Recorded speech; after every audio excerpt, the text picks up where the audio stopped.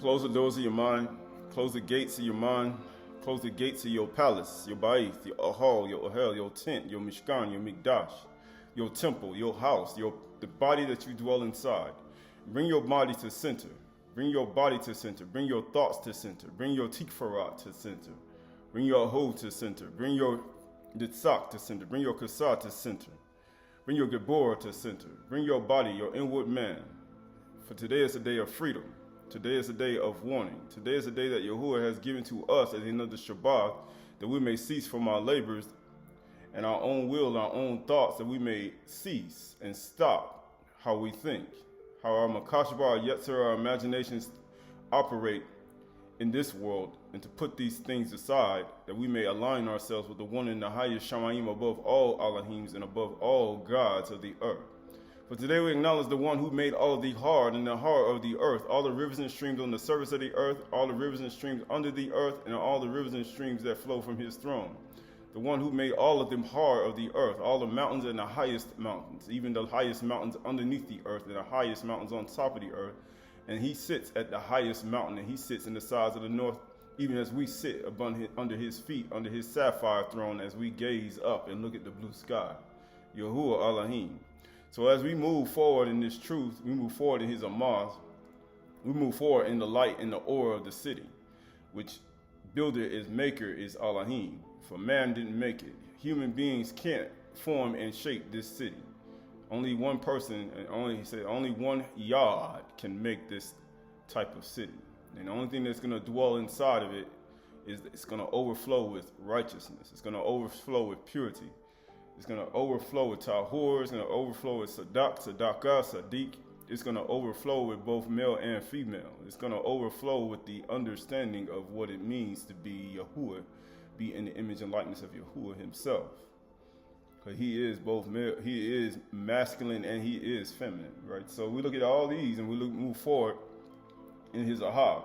So this is the book of Habakkuk chapter 3 and verse 1. Habakkuk chapter 3, or Habakkuk, or Habakkuk chapter 3 and verse 2. Chapter 3 and verse 2. Chapter 3 and verse 2. And it says, O Yahuwah, I have heard the report of you and your work. O Yahuwah, do I fear. So we know there's no one greater than those that fear Yahuwah, fear Yahuwah. In the midst of the years, revive it. And in the midst of years, make it known. In wrath, remember mercy. Because we know for his name's sake, he withholds his anger. Right? Because we know that if he's a car, remembers our iniquity, what will happen to us? Right? This is the book of Ezekiel, Ezekiel chapter 18. Ezekiel chapter 18 and 15. 18:15. Ezekiel chapter 18. Let's go to Ezekiel chapter 18 and verse 1. Yekaziel chapter 18 and verse 1. It says, the word of Yahuwah came to me. What do you mean by repeating this mashli, this proverb concerning the land of Yasharal? The fathers have eaten sour grapes, and the children's teeth are set on edge. Why? Because if the father eats sour grapes, what happens? What happens when you eat sour grapes? There ain't gonna be no gladness. There ain't gonna be no joy. Why? Because wine make men's heart glad, right? We know there ain't gonna be none of that. And the children's teeth are set on edge. Why the children's teeth set on edge? Because it says, fathers, don't provoke your children to wrath or bring them up in the fear and admonition of Yahuwah. But if you ain't got no, what happens? And then they start saying things out of their mouth they should not say, right? Now they say blame the teacher and not the student, right? Because you taught it to them, right? And it says he created it in your image and likeness. You know how people say, hey, when you have a child, you create the child in your image and likeness. So if you have a male and female and they both evil, what type of child you think you're gonna make? An evil child. If you have two male and female that have 47 chromosomes and they both got 47 chromosomes, what do you think you're gonna create? If you got some kind of animal DNA inside of your body and the other person don't, then what do you think child you're gonna create? And it says, and the children's teeth are set on edge. As I live, declares Yahuwah, this Mashali shall not be used by you in Yasharah. Behold, all souls are mine, and the soul of the Father as well as the soul of the Son is mine. So you know how people say, you entrust me with your soul. It ain't yours. That ain't their soul. See, when you give your soul to a human being, guess what? You just gave your soul to a demon. Because the only person who owns your soul is Yahuwah. He owns your nefesh. They don't own your soul. What are you talking about? You going to trust them with your soul. That ain't your soul. That's not theirs. You entrusted your soul to your Shanym. The only person that owns you is Yahuwah himself. He owns everything, right? But it says, he said, the soul that sins shall die.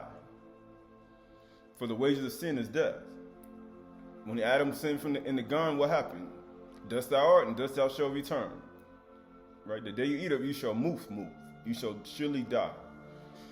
Verse 5 says, if a man is righteous and does what is just and right. So if a man or woman, it says if Adam, because that's what it talks about, male and female. If Adam, Ish, it says is righteous and does what is just and right. If he does not eat upon the mountains or lift up his eyes to idols, to the idols of the house of Yasharal. Why? Because the house of Yasharal got idols. In 2026 AD.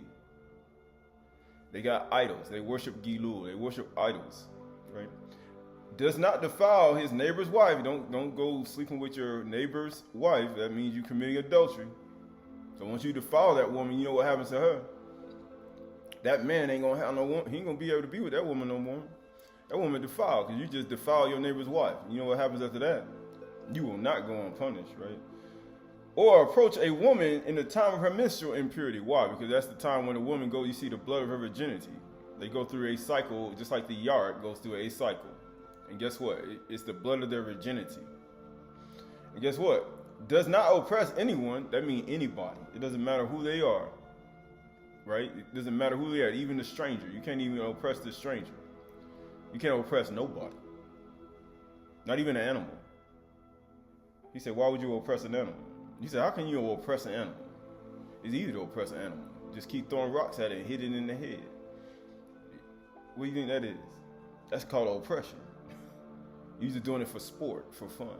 It's great. I love it, right? Guess what? And it says, does not defile his neighbor's wife or approach a woman in the time of her menstrual, does not oppress anyone, but restores the debtor his pledge. Right? So when he said the debtor his pledge, right? He gave you a deposit, and guess what? You need to give the deposit back. You know how people say, I'm gonna keep your deposit. No, you need to give that person their deposit back. Right? That's what you need to do. Commits no robbery. I mean, you ain't going around stealing. Thou shalt not steal. That's 10 commandments, right? You should know that. But it says, gives his bread to the hungry. He's supposed to be kind to the hungry. That's what Yahusha said. When do we see you hungry? And when do we see you naked? And when do we see you sick? He said, when you done it to the least of them, my brothers and sisters, you done it to me. Who gives his bread to the hungry and covers the naked with a garment. What he says, does not lend at interest, because you ain't supposed to lend at interest, but you know other people, they do it at interest. They say they're the Yahudim, they lend to us as interest, and we ain't not supposed to do that. 55%, not 29, 80% on top of your 29%, right? And or takes any profit from it. Withholds his hand from injustice. That's anything that becomes you putting your hand or your yard or your right hand of fellowship with people who want to kill an innocent person. You can't do that. Executes true justice between man and man, and woman, like Shalom did with the two women that came to him and they had a son, and one ended up dying and the other one didn't, and the other one tried to claim the other child as theirs, and they tried to switch it at birth, switch it in the crib, right? And guess what happened? He had to discern between both of them. And guess what? Executes true justice between man and man, walks in my statutes. So that means all his statutes. That means all them laws after the 10 Commandments. You know them statutes that you read about. How when you encounter certain things and you interacting with people, and then certain things say come about, and you have to obey those statutes. And guess what? And keeps my rules by acting faithfully, he is righteous. Huh? You know, he said he is righteous. So are you righteous? That's all that matters. Are you Siddiq, Sadaqah? That's the whole point. He shall surely live, declares Yahuwah. So what do you think is going to happen if you don't do this? We just read in Malachi. What's going to happen? You're going to die. His anger is not going to be deferred. It's going to come at you. Right, verse 10 says, if he fathers a son who is violent, a shedder of blood, who does any of these things, so that it don't matter how old you are. You be a son or daughter. It don't matter how old you are. He said, if he fathers a son or daughter who is violent, a shedder of blood, who does any of these things, though he himself did none of these things, who even eats upon the mountains, defiles his neighbor's wife, oppresses the poor and the needy. Say, it don't matter if the son come out from the father, you know what happens? You talking about a woman can't commit adultery with a woman. You know they have women with women now. They be like, that ain't no. I said, okay. Whatever you want to believe. Let's say category 2, right? Category 3 hurricane coming at you. Right? Category 10, right? A whirlwind. They said that ain't no. See, that's the thing that people don't want to actually say what it is, because it is adultery. A woman going to another woman and sleep doing something, yeah, that's adultery. They feel like that's not, yeah, it is. And it says, though he himself did none of these things, who even eats upon the mountains, defiles his neighbor's wife, oppresses the poor and the needy, commits robbery, does not restore the pledge, lifts up his eyes to the idols, commits abominations, lends at interest, and takes profit, shall he then live? He shall not live. Now you see how, you know how to say, this is how Yahuwah judges your life. Get what he said? He has done all these abominations, he shall surely die, or she. His blood shall be upon himself. Going back to Malachi or Habakkuk chapter 3, verse 1. Habakkuk chapter 3 in verse 2. O Yahuwah, I have heard the report of you and your work. O Yahuwah, do I fear. In the midst of the years, revive it. In the midst of the years, make it known. In wrath, remember mercy. Elohim came from Teman and the Kudash one to Mount Paran. His splendor covered the Shemaims, and the earth was full of his praise. That's what happens. His brightness was like the light rays flashed from his hand, from his yard.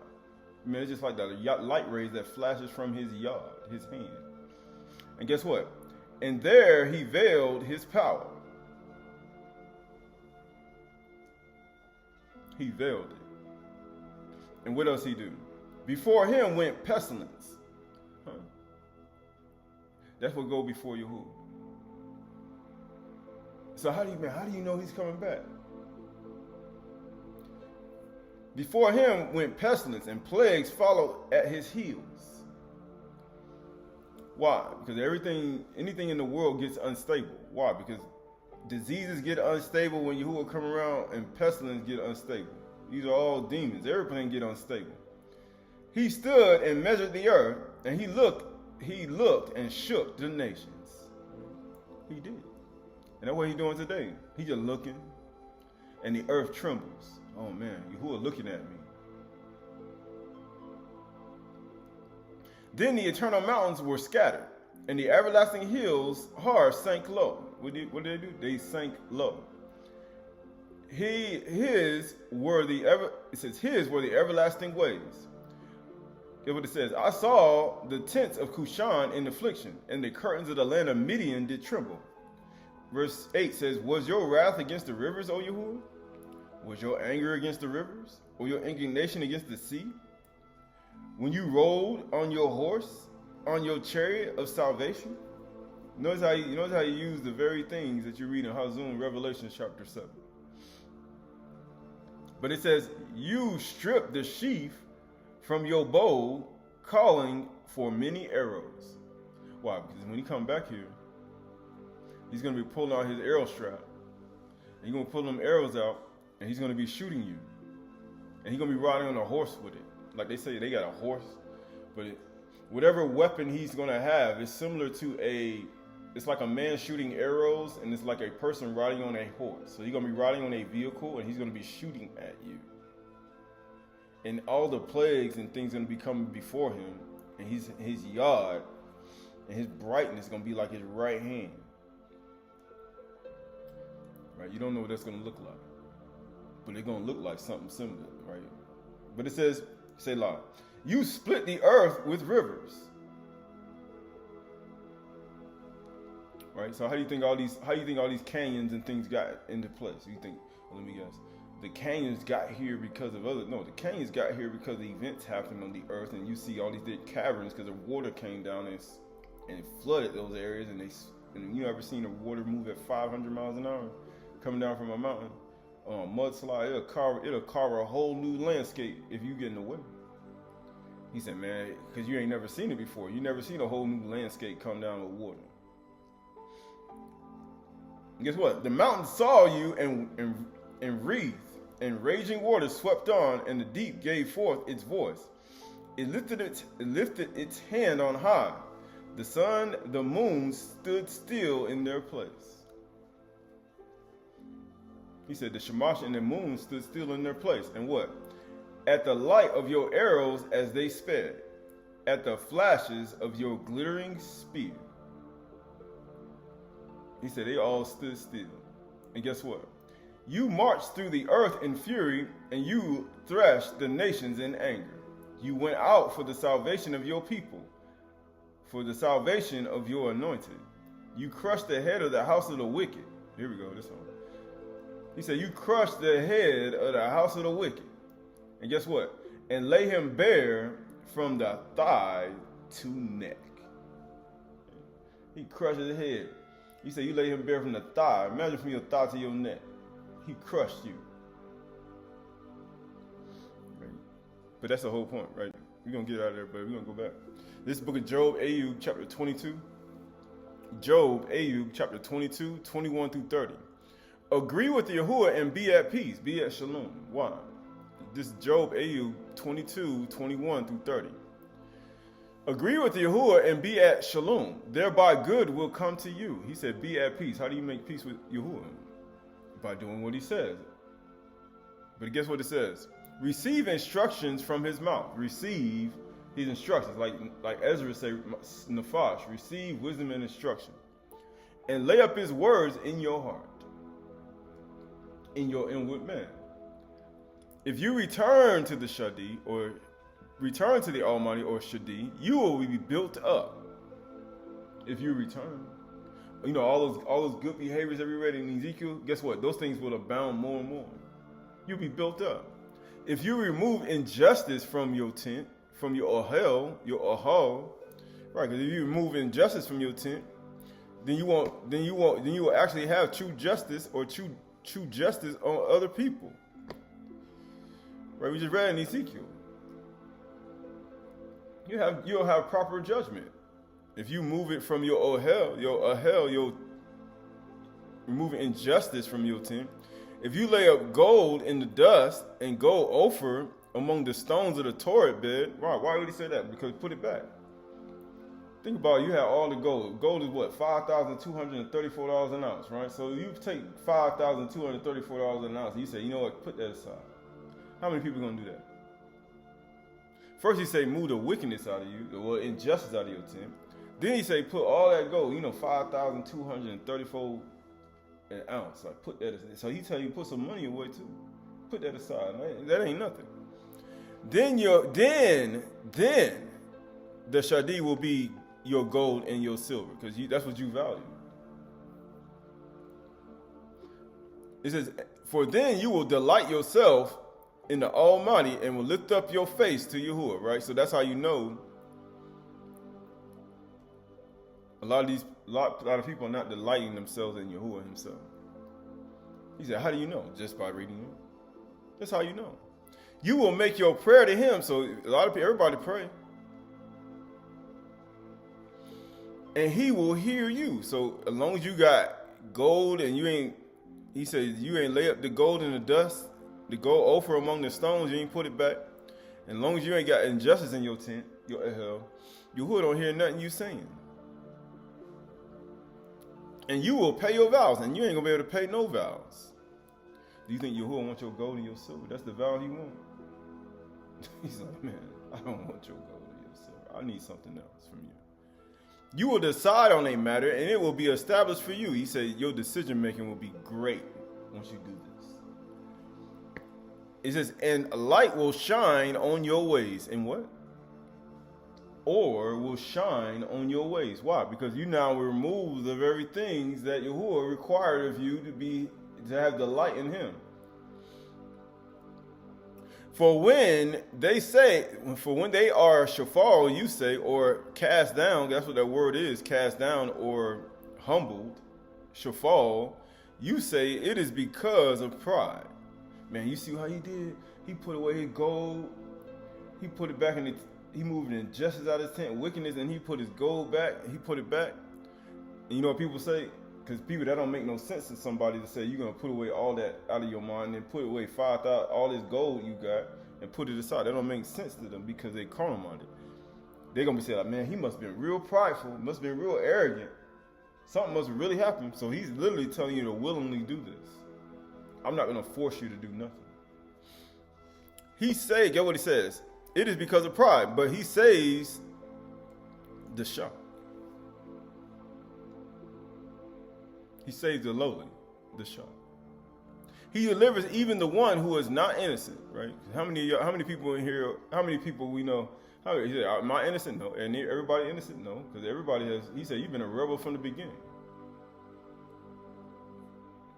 So why do you think Yahuwah delivered? He said, why would Yahuwah deliver us?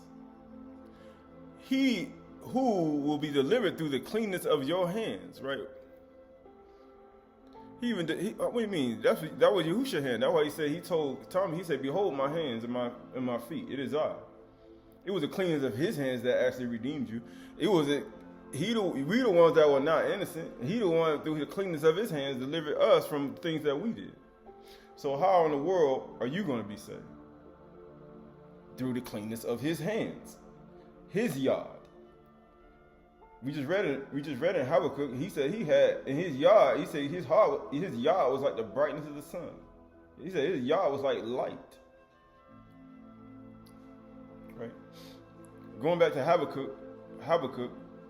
Going back to Habakkuk.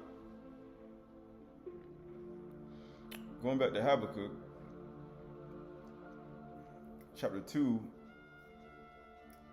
and verse 3. Actually going back to 2 and 4. Habakkuk 3 and 4. Habakkuk 3 and 4. Habakkuk 3 and 4. His brightness was the light rays flashed from his hand. What hand you gonna be delivered from? Why do you think he told him to say, handle me and see? Please look at my hands. Man, he said his hand was like the light rays flashed from his yard. That's why he told him to look at my hands. And there he veiled his power, and he veiled it. You know why? Because he ain't believe it. He said, unless I put my hand in his side, unless I feel his body, feel the nail prints in his hand, I will not believe. Guess you know what happened? You know why he did that? Because he veiled his power from that man, from his face. Before him went pestilence, and plagues followed at his heels. He stood and measured the earth. And he looked and shook the nations. That's why when Yahushua cried out, what? The rock split. The temple was torn in two. It was torn in two. Then the eternal mountains were scattered. What happened? What do you think happened when he cried out? And it was an earthquake. And the everlasting hills sank low. What do you think happened? His were the everlasting ways. Right? What do you think happened? Going to verse 10, Habakkuk 3 and 10. The mountains saw you and wreathed, and raging waters swept on, and the deep gave forth its voice. What do you think he was doing when he cried out in totality from the 6th to the 9th hour? When it was dark, when did he say when the deep broke up in the beginning? He said it was darkness over the face of the deep. Qahalath. The mountains saw you and wreathed, and raging waters swept on, and the deep gave forth its voice. It lifted up its hands on high. That's why he said in Deuteronomy chapter 32, It says, he said, Yahuwah, I lift up my hands to Shamayim and I live forever. Get what it says. The sun and the moon stood still in their place. Why do you think it went darkness from the 6th to the 9th hour in Matthew 27? Matthew 27. Because it was darkness from the 6th to the 9th hour. The Shamash and the moon, Yark, stood still. Why did the Shamash and the Yark stand still? Because on the 4th day of creation, they were made. But there was a light on the beginning on the first day that actually was greater than their light. 10,000 times brighter than their light. Man, it was 10,000x. You say 1,000x. Ain't no way in the world you can shine brighter than that. At the light of your arrows as they sped, right? The sun and the moon stood in their place at the light of your arrows as they sped. You were shooting arrows. That's why they stopped. They were like, man, they darkened. They darkened. They hid themselves. They hid their light because he was shooting arrows. And guess what happened? At the flash of the glittering spear, man, his spear was coming out. You know how when Balaam, when they had the Moabite women, they had them sitting in front of their tent, and they whole fornicate with them, and they brought him in the congregation. That man, he said, "Who?" Phinehas took a spear and cast through it through both male and female, and stayed the plague. You know what happens? You march through the earth in fury, and you thresh the nations in anger.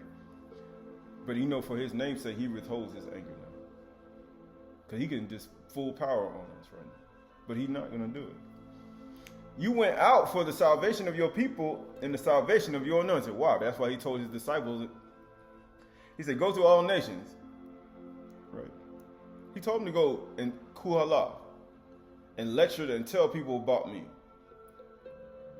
He said, all that immersed in him, guess what? In the name of Yahushua, shall be saved, and all that don't gonna be cast into the lake of fire like an abominable branch, right? And it's not gonna be like, why is this bush not burning? It's not gonna do that, right?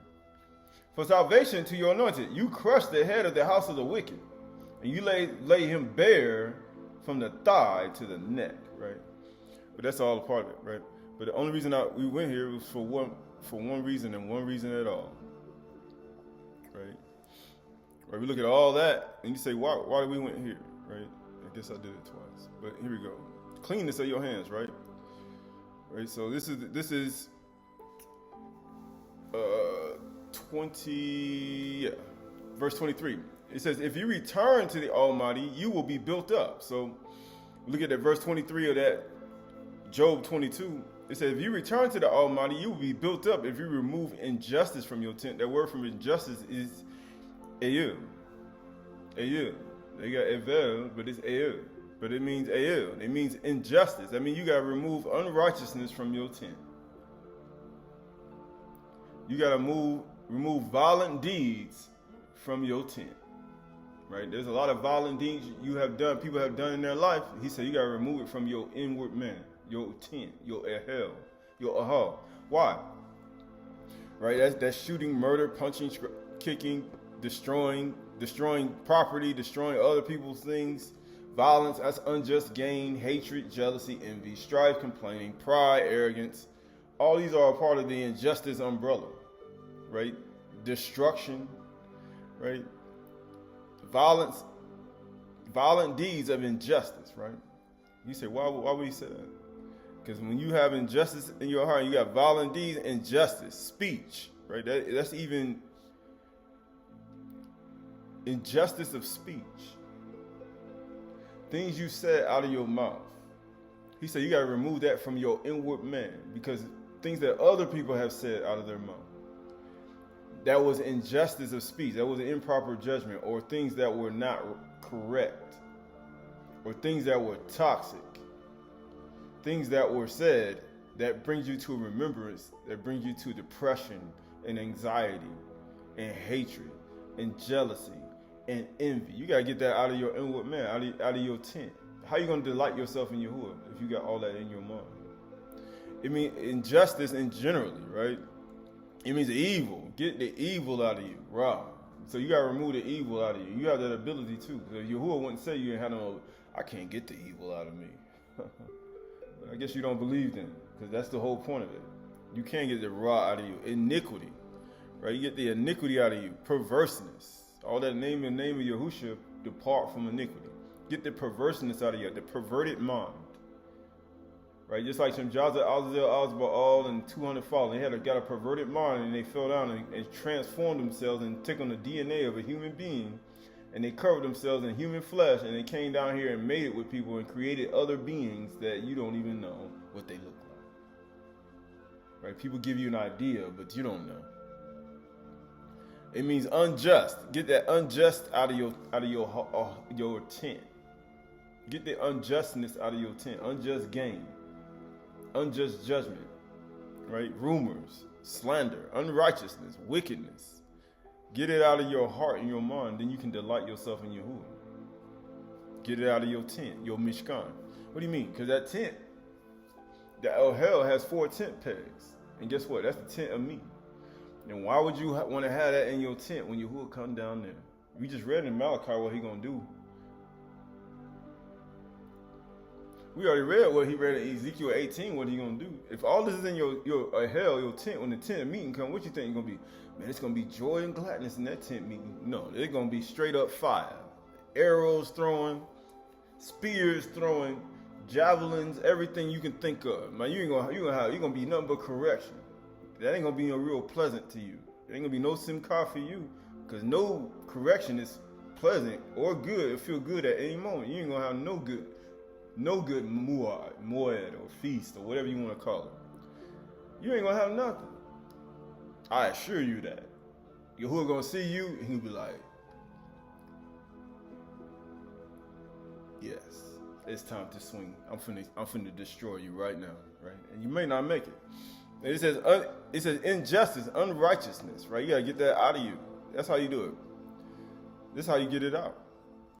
Right? So that word for, if you return to Shadi, you will be built up. If you remove injustice from your Ohel, your tent, that's the tent.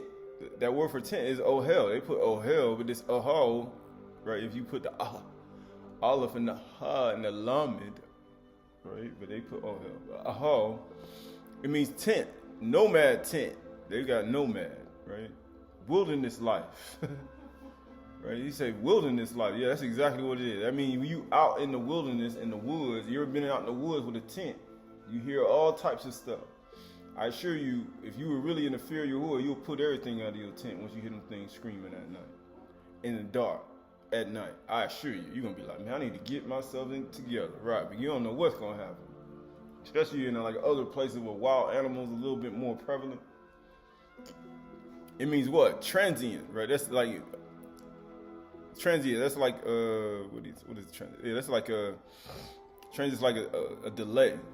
It says what? Dwelling, home, or temporary, right? It's a dwelling home, right? A tent, right? Covering, home, tabernacle, tent. He said, get it out of your body.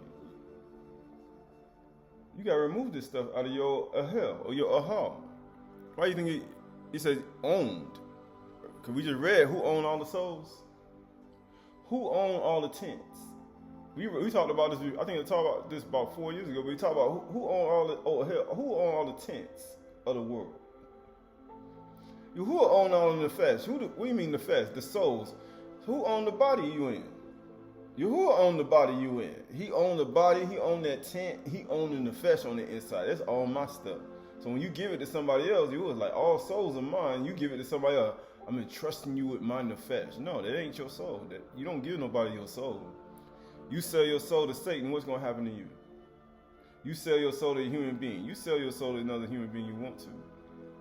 It ain't even got to be shaitan. It just be another human being. Guess what happened? You owned by them. Side pillar, a tent. It's a covering, right? Dwelling place. You got to remove it out of your dwelling place. That's even your natural house.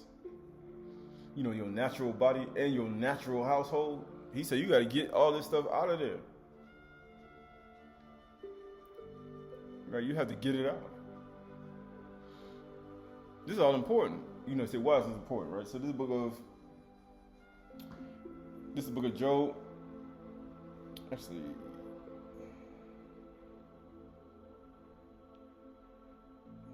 Actually, Jeremiah chapter 6 and verse 1.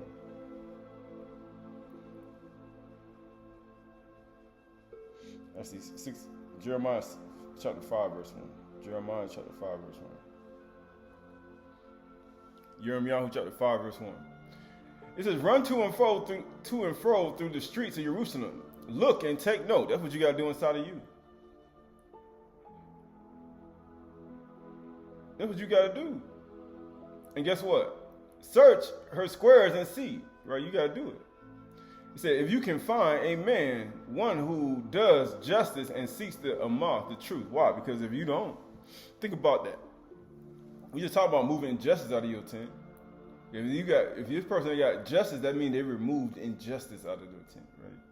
Though they say, as Yahuwah lives, yet they swear falsely. They say, man, of course they need to use Yahuwah's name, but then they swear falsely. You know what happens? Oh, Yahuwah, do not your eyes look for truth? Now, why do you think you can't delight yourself in Yahuwah and you got no truth on the inside of you? Because if you had truth on the inside of you, you wouldn't have no Ahal inside of you. You wouldn't have it. You have struck them down, but they felt no anguish. He said, man, you struck them down, they ain't feel no blow.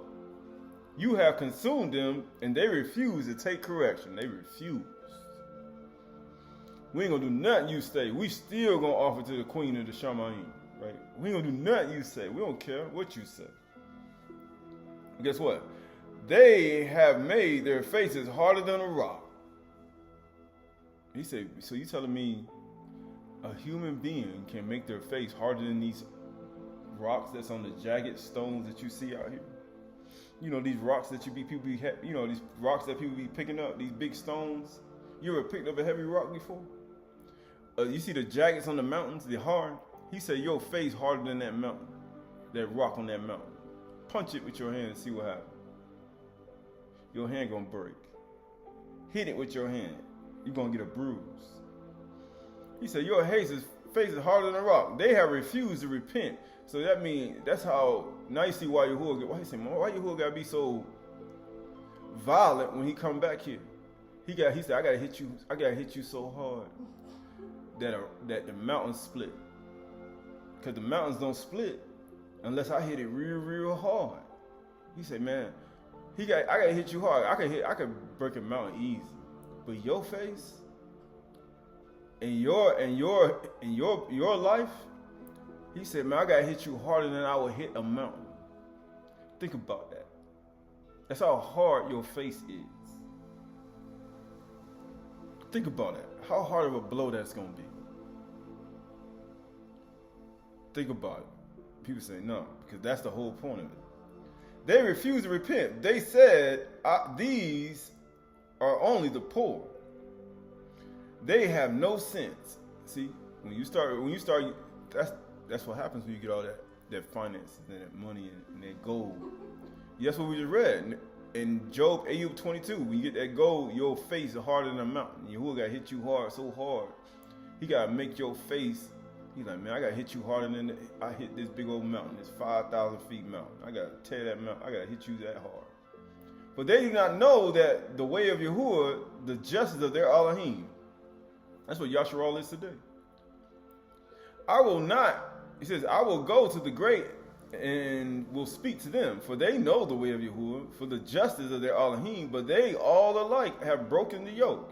They have burst the bonds. Therefore, a lion from the forest shall strike them down. Now you see why. He said, Yahuwah lion. Satan like a roaring lion, seeking whom he may devour. He's like, you know what? I just sent a lion, Ari, after you. You'll do something then. Amazing how hard-faced people are scared of a lion. Right? All right. You know what happens after that? Therefore, a lion from the forest shall strike them down. A wolf from the desert shall devastate them. He said, I'm going to use the animals I created on the 6th day of creation. And I'm going to use that against you. Yeah, I'm going to use a wolf and a lion, an Ari, against you. A leopard is watching their city. He said, man, I got animals watching you. Tigers. I got lions. I got bobcat. I got cougars. I got all types of beings. I got alligators, reptiles, reptilians. I got all beings all here, bro. I can take you down. everyone who goes out of them shall be torn to pieces. He's like, you know how I said, I love that life. He said, you know what? Guess what? I know when you go out there, I got something waiting for you. When you go outside, I got something waiting for you. Don't worry about it. Go ahead. Yeah, I want to go on a trip. I said, yeah, go ahead. You go out there. He said, I got something waiting right for you because of all the stuff you did in your life to other people. People say, man, why that stuff be happening to people? Because of what they do to other people. It has nothing to do with nothing else. Because they faith hard as a rock. Harder than a rock. So guess what? And amazing, you see these animals, you see them on top of a mountain, they be jumping down, you be like, man, they flying in the air and they laying right on their feet, and they still running. You be like, how in the world is a snow leopard able to do that? It grab it yank a goat right off the mountain, 500 feet in the air, snatch it by the neck, fall down, hit the other stone, and still be running afterwards, and no bones broken. And you be thinking like, I want to play around with your hood. I was like, man, how in the world they do that? They just know how to do it. You don't. When you fall, right, everything breaks. When they fall, it's just like, and just keep going. Guess what? Because their transgressions are many, their apostasies are great. How can I pardon you? So we just read in Ehud chapter 22, he said, remove all these things from your Ahel, put gold aside, and then you'll delight yourself in Yahuwah. You make your prayer to him, and he will hear you. So as long as you got sin and iniquity, and you got gold, and you got iniquity in your heart, Yahuwah don't hear nothing you saying. He don't hear you. And that's the part that, and he said, why you take it away so I can hear you again? Because as long as you got it, I can't hear you. Because their transgressions are many. How can I pardon you? Your children have forsaken me, and have sworn to those who are no gods. Oh boy. He said, man, you done swore to those. You don't even trust me no more. Like the Shalishi Abri Ish that were in the fiery furnace. He said, y'all don't even trust me no more. Y'all got these other gods. Man, you got these other gods. You got the Jupiter god, right? You got these other beings. You got these female goddesses, right, that y'all worship. When I fed them to the full, they committed adultery. You just read in Ezekiel 18. He said, you'll see, have us father their son, or somebody or a daughter, right? Because you can be that too. And trooped to the houses of whores. Uh-oh. I mean, they did a gangbang. You know how I say troop. You know what a troop is. That's like a bunch of men. You know, about 15 to 20 of them walking together to one house of one woman to just violate her, like you read in Judges, or you read it in Bereshit. They all troop to one house. Houses of whore. They love to go together and just be doing all types of things. So that's what adultery does. Because once you get adultery, then Yahuwah will give you up, and you keep doing more and more evil, rah. Then guess what? Then you got all these things you got to deal with, and all the demons that come with it, and then guess what? You know what happens after that? They were well-fed, lusty stallions, each neighing at his neighbor's wife. Shall I not punish them for these things, declares Yahuwah? Why? And shall I not avenge myself on a nation such as this? Why would he compare them to a neighing horse? Why would he do that? Why does he compare adultery and going to a whore's, all men going to a whore's house, like a neighing donkey or a neighing stallion? Why would he do that? He said, 'cause this is all a part of it, right? This is the book of Ezekiel. We gotta get out of here. I gotta get to where I need to go. This is the book of Ezekiel. I think it's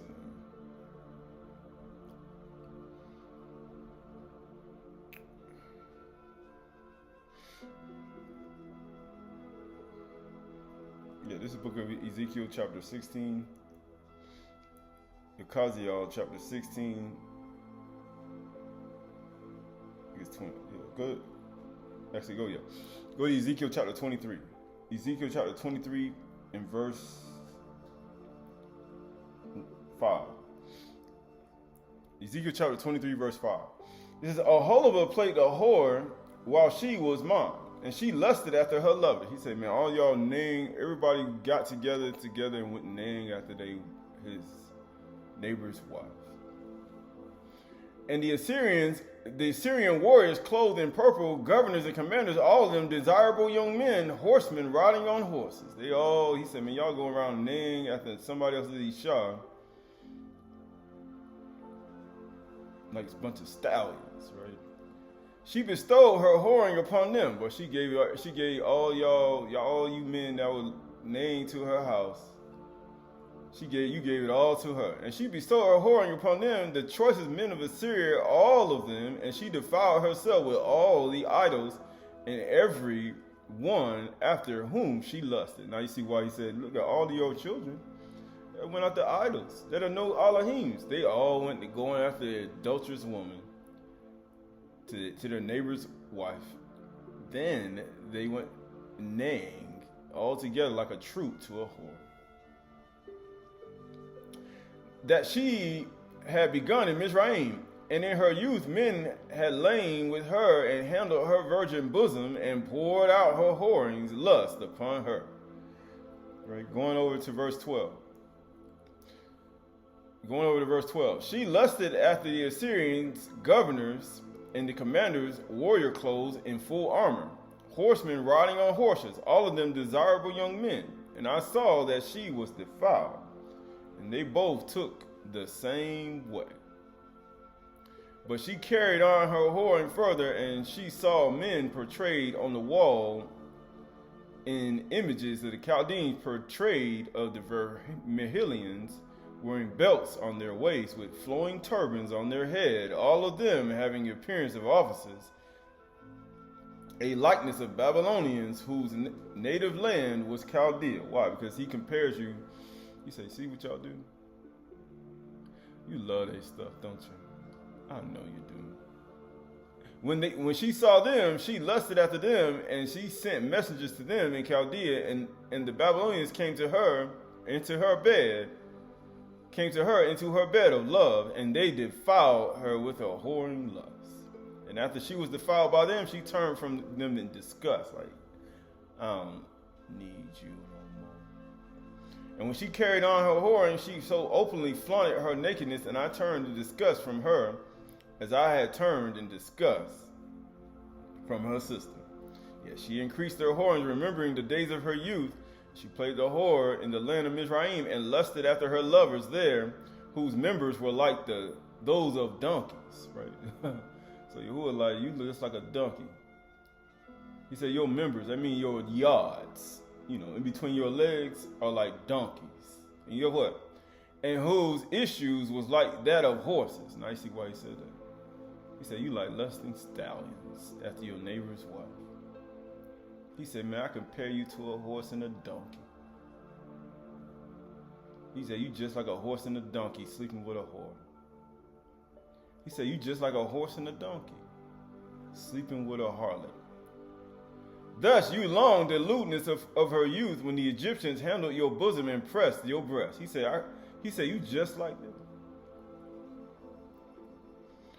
He said, so what does this got to do with anything, right? This is the book of Leviticus. He said, man, I see you just like that.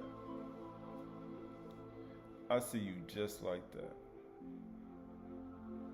Leviticus chapter 19. He said, I see you just like that. Leviticus chapter 18. Leviticus chapter 18 and verse 26.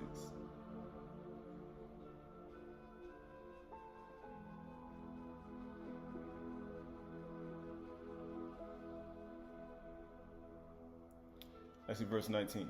You shall not approach a woman to uncover her nakedness while she is her menstrual uncleanness, which is read in Ezekiel 18. You shall not lie sexually with your neighbor's wife. So shall you make yourself unclean with her. We just read that in the book of Yirmiyahu. They were like neighing stallions. He said, you just like a donkey and a horse sleeping with a whore when you do adultery. He says, you shall not give your children to offer them to Molech, so to profane the name of Elohim. I am Yahuwah. We just read that in Yirmiyahu. You shall not lie with a male as with a woman. That is an abomination, right? Because that's what you call sick. Right? That's like sleeping with an animal. And you shall not lie with any animal, so to make yourself unclean with it. He said when you commit adultery with a woman, when you go after her, you all name like a troop to a whorehouse. It's just like a bunch of donkeys and horses sleeping with a woman. He said you just like animals. She's sleeping with an animal. He said you just like people doing bestiality. He said ain't no difference. Man, I did it with a woman. Nah, he said nah. She slept with an animal. She gonna create donkey children. If she have a child, she gonna create like a half man, half horse, like a centaurian. Right? That's what happens. People say what? The baby child gonna come out with a tail. Man, people have no idea. You gonna create another DNA code in that lineage. This is why he said in the book of Sirach, when he said, first she disobeyed the law of Yahuwah. Then she disobeyed her husband, and then she brought up an heir by another man. He said that seed cannot remain in there and mate with anybody. Why? Because that DNA code has now been corrupted, and you could have a half man, half horse, centaurian, half man, half donkey with a tail come out. You may be turned into a reptile, right? You might come out with some red eyes, right? People say, man, it's not a game. People be playing. I'm telling you, this is the reason why do you think he killed David's son? People be like, what is this? What does this got to do, man? People have no idea. Why do you think he killed David's son? Because that DNA is screwed the heck up. That's what happens. Sin screws up DNA codes. It screws up DNA lineages. That's why you get all these different beings with all these different mixtures of all these different animals and things, and you will be like, it's just the same thing. There ain't nobody had to take your blood and put it in a test tube and make it in a DNA strand and clone you. No. All you gotta do is commit sin and then do it. And then guess what happens? Whatever comes out, comes out. And most likely, it'll be the most evil and wickedest thing you ever seen in your life. And that's how it works. That's how it works. I know people say, yeah. Man, people have no idea. You shall not lie with a male as with a woman. It is an abomination, right? Because you already know what's going to happen after that. If that man sleep with a man and then he go sleep with a woman after that, what do you think? What type of child you think they're going to come out? Why do you think in the book of Judges they said, we're not giving our children to the children of Benjamin on the mountains? Why do you think he said that? We're not giving our daughter. We're not going to have no children by these men. You know what happens after that. You shall not lie with any animal so to make yourself unclean with it. Neither shall any woman give herself to an animal to lie with it. It is perversion. Now you see why it says perversion. We just read that. Remove all perversion from your tent. Remove injustice from your tent. Evil. Remove it from your tent. He said, how are you going to delight yourself in your wool with that? There's no way in the world. I committed adultery. I said, okay, you slept around. You did it. You ran to a whorehouse. You know what happens after that? Your DNA corrupted. You got to remove that stuff from your body, your tent, your mind, from your inward man, from your thought process, the memories of it. You got to literally remove all these things out of your whole inward man. If you don't, I promise you, neither shall any woman give herself to an animal to lie with it. It's perversion. Because he sees it all the same. You guilty in one point, you guilty of all of it. He said, I ain't never did that before. Yes, you did. Yes, you did. They say, no, yes, you did. You did all of it. Right? You can't be, there's no way you can be a good manager doing this. If you can't get rid of all the Ahal out of your tent, or out of your Ohel, the Ahal out of your tent, there's no way you can be a good manager. I want to rule over people. I want to govern people. I want to do things. I'm going to delight myself in Yahuwah after that? No. There's no way in the world. Verse 24, do not make yourself unclean by any of these things. This is why people need to confess their sins. Why? Why do you think it says confess your sins one to another? Why? Because they need to know. I need to know. Have you ever done any of these things? Have you purified yourself? Because you know what happens if you haven't. What do you think is going to happen? Satan in the camp. United States. Satan in the household. Satan done came in the door. Your uncle done came in the door. Your sister done, your auntie done came in the door. Your sister done came in the door. You be like, man, and they done left him alone with your children. What you done did? Now you're in trouble, right? Now you're wondering what happened because you just don't understand. That's why people need to confess their sins. Yeah, she's my sister's brother. Yeah, you don't even know. Confess your sins right now and tell me what you've done in your life. Because you need to know. He's like, okay. Have you ever slept with a man before? I say, you got those out of your system. You want to get a 2 double bed with him? Like, brother, man, let's share a room. No, you don't want to do that. I promise you, you're going to go to sleep at night and that person craving, them demons and Shadim going to come back. And you're going to find yourself in a situation, the person that took a camera phone and put it on Instagram or something. You're in trouble. It's not a game. It's not a joke. That's why people need to confess their sins. See, those things that people don't want to talk about. Say, you ever did any of that before? That's a little too much, but that's what you got to do. There ain't going to be no peace. How you going to be the bond of shalom? He said, be at peace with Yahuwah. There ain't going to be no bond of shalom if people doing all these things and got the stuff in their tent, their Ahal, their body. What happens? There ain't no bond. Ain't going to be no peace with Yahuwah. That's why he tells you to confess your sins. Not only to him, but also to each other. Why? Because if you do it, it can't hide anymore. But it says right here, by all these, the nations I am driving out from before you have become unclean. So you telling me, you go ahead and you go be with somebody who don't believe in nothing, and Yahuwah himself or anything, and you go be with that person and see what happens. They do that. That's what they do. Their behavior is like that. So what do you think gonna happen to you? Let me guess. There's a reason why people be seeing all types of things in the world. People like, man, why they see that? They talking about they saw this and that. Yo, they seen that.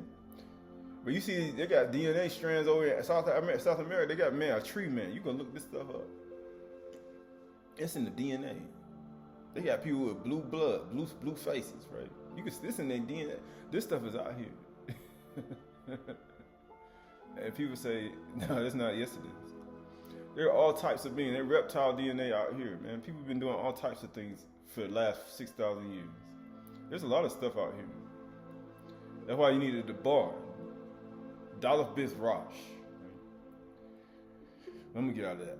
And the land became unclean so that I punished its iniquity and the land. So if you own the land when people doing it, if you own in places in a household people doing this, what do you think gonna happen in your household? Let me guess. Yahuwah is like, man, he's wonderful. Counselor, the mighty Elohim, the Prince of Shalom. Yeah, he is the Prince of Peace, but he said, be at peace with me and remove injustice from your tent. You ain't gonna find a Prince of Peace. You're gonna find what you read in Habakkuk when he sent his arrows, and you're gonna be the Shamash gonna stop giving off his light, and you're gonna be totally scared, afraid. And the land vomit out its inhabitants. He be like, man, I done lost everything. That's why. That's why you lost everything. Because Yahuwah driving you out, because you have a sin on the inside of you that you refuse to remove from your inward man, your tent. So therefore, I'm going to drive you out of the place where I don't want you to remove.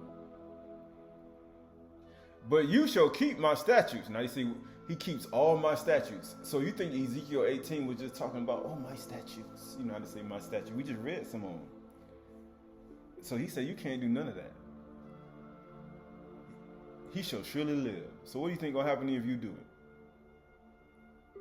What do you think going to happen to both male and female you do this? You have a child and you don't instruct them in the way. That's what happened. You get born into the world. Nobody to teach you the Torah. Nobody tell you what not to do. Then you go out in the world with no instructions. And then they be like, man, what happened to you? I tried to tell you what you told me. Baby, don't do this. Don't do that. Don't sleep. Don't do this. No, you ain't tell me what the Torah say. Tell me what the Torah say. You supposed to tell me what the Torah say. That's what you're supposed to say. And then guess what? Then none of these things would have happened. My margin of error would have been about 95%. 95%, 99.9. Maybe 1%. Likely I would have never done. He said you would never have done these behaviors. Or even engaged with people who've done this. Right? That's what happens. But when you don't do it, whose fault is that? You be like, it's your fault. No, it ain't. The student, you can't blame the student for the teacher. The teacher teaches the student. Students learn. There ain't no terrible students. There's only terrible teachers. There's only terrible managers. Terrible managers, terrible teachers, right? That's all it is. It ain't got nothing to do with the student. It's everything to do with the teachers. The terrible, just awful managers, male and female, awful. And that's the whole point. It has nothing to do with nothing else. But here we go. But you shall keep my statutes and my rules and do none of these abominations, either to the native or the stranger who sojourns among you. So if you're going to be among people, be among here, anywhere. You ain't coming here. You doing that, you ain't gonna confess what you've done, even if you've done it in your past. So you guys be able to say it, what you did. If you can't do it, then there's no way in the world you could be there. No, because all you doing is hiding your stuff. No, that's the part that people don't want to actually acknowledge.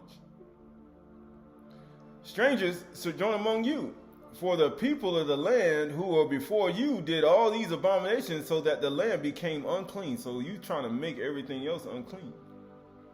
Lest the land vomit you out when you make it unclean, and it vomit out the nations as it vomit out the nations before you.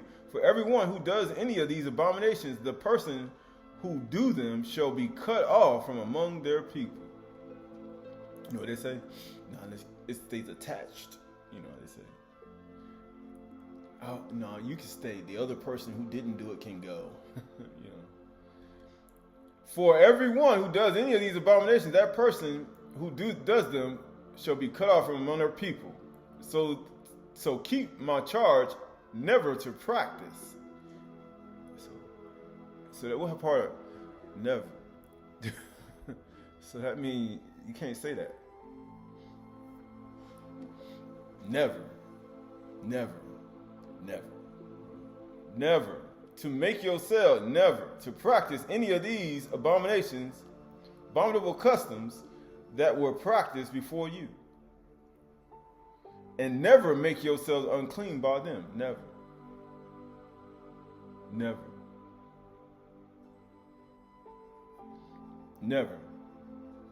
I am Yahuwah, your Elohim, right? So that means never.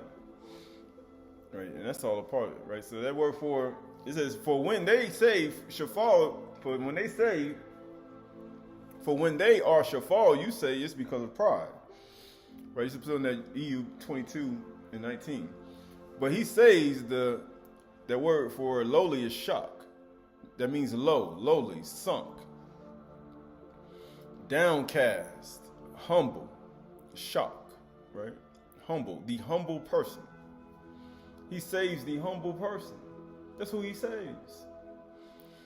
That's who he saves, right? This is the book of Esther, chapter 2, 5 through 18. It says, now there was a Jew, a Yahudi, in Susa, the citadel, whose name was Mordecai, the son of Jair, the son of Shimei, the son of Kish, a Benjamin, he was from Benjamin, right? So you know what Benjamin was, right? Benjamin, that was the 12th son of Yaakov, right? That's the same lineage that Shaul came out of. Right? He was of the humble tribe of Benjamin, right? But it just said right here, he was a Benjamin. Right? I mean, we got many stories with Benjamin in there, but some Benjamites were good, some Benjamites were evil. It depends. Who had been carried away from Jerusalem among the captives, away with Jeconiah, king of Yehuda, whom Nebuchadnezzar, king of Babylon, had carried away. Why? Because you already know why we got carried away. Because we didn't allow the land to keep the shabaths. We didn't care about the environment. We didn't care about the trees. We didn't let the trees grow. We didn't let the land rest, right? We just destroyed the place, right? So therefore, Yahuwah you ain't like Adam, so get the heck out. That's basically what he said. And then we did all the abominations that we just read about, that the nations do at the same time. So think about it. You do all of that, don't keep the land, right? And then you got all the uncleanness in the place at the same time. So Yahuwah get out. So we deserve what Nebuchadnezzar did in Babylon. Because Azariah was in the fiery furnace telling it, Yahuwah, this is only because of our sin, right? Verse 7. He was bringing up Hadassah, that is Esther, a star. I mean, because Hadassah means myrtle, and Ester means a star. Literally. Because he said, I'm going to multiply your seed as the star of Shanym. But he says, the daughter of his uncle. For she had neither father nor mother. For she didn't have no father or mother. Who does that sound like? Man, she had no father or mother. We're going to get into it. Right?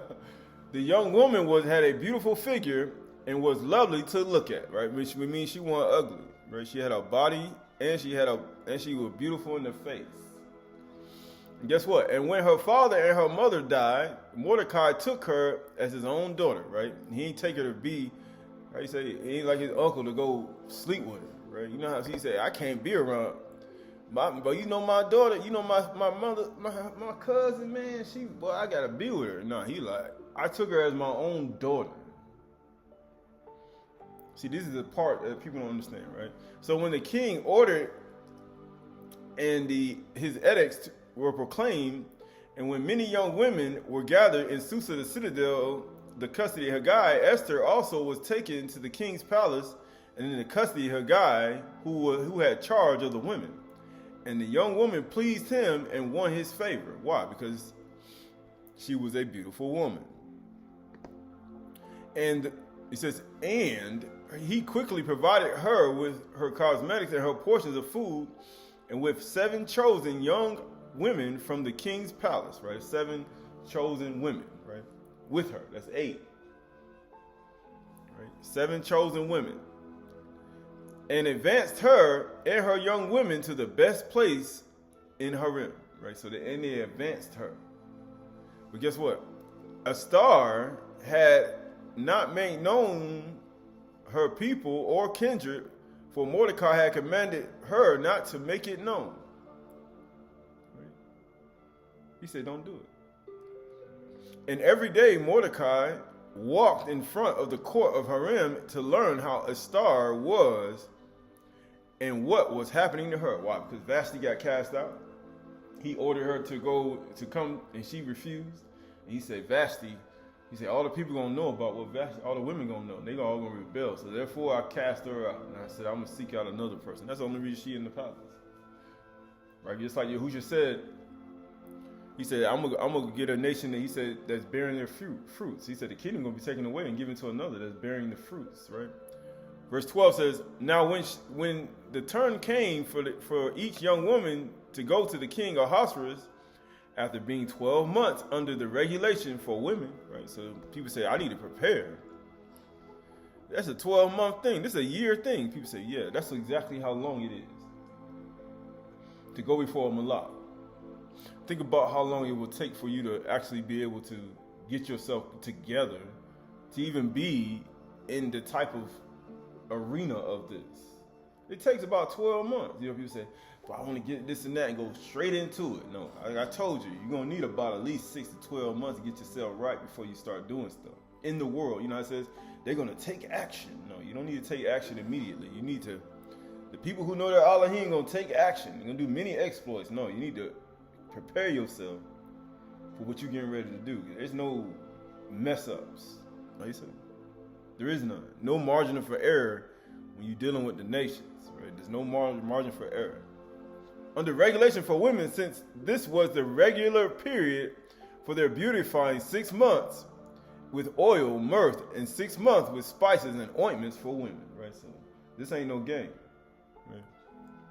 And when the young woman went into the king in this way, she was given whatever she desired to take her from the harem to the king's palace. In the evening, she would go in, and in the morning, she would return to the second harem in custody of Qahalath, the king's eunuch, who was in charge of the concubines. She would not go in to the king again unless the king delighted in her, and she was summoned by name. Right? So, unless he delight in her, and she was summoned by name. Notice how it took 12 months to clean herself up. We just read it in EU chapter 22. You got to remove injustice out of your tent. You got to get all these things out of your body. You got to clean yourself up. Then Yahuwah will be Then Yahuwah will be your delight. Then you will make your prayer to him, and then he will hear you. There's no, oh yeah, I just want to just jump up and do stuff. No. You got all these abominations inside of you. You got all these things that you got on you. So therefore, you got 12 months to get yourself together. Why? Get yourself ready. That's how it should be. But it says, right, that word for Mordecai, right, that's his name. But his name is Mordecai. Mordecai.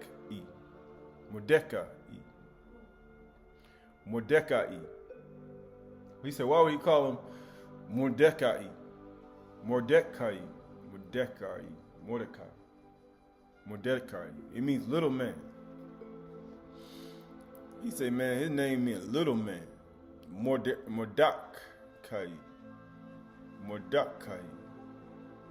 And it also means, worshiper of Mars. He said, why would they put worshiper of Mars? Mordecai. He said, why would they do that? It also means Mordecai, right? He said, why would they put worshiper of Mars? He said, why? Mordecai. What month is this? The 12th month. You know why they put little man? Because Mars is the small, like real tiny little dot. It's a red dot in the sky around this time. You can see it. It's real small. And why they call it little man? Mordecai. He said, why? There's a reason why all this is important. He said, man, people have no idea. People have no idea. I told you, I said, do you believe or do you not believe who you are? It's all about who you want to be. He said, what I want to be when I grow up. All right, this is the book of Bereshith.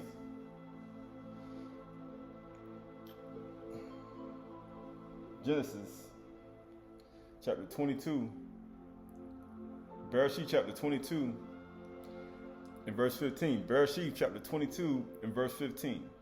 And the Malach of Yahuwah called to Abram the second time from Shamayim and said, by myself I have sworn, declares Yahuwah, because you have done this and have not withheld your son, your only son.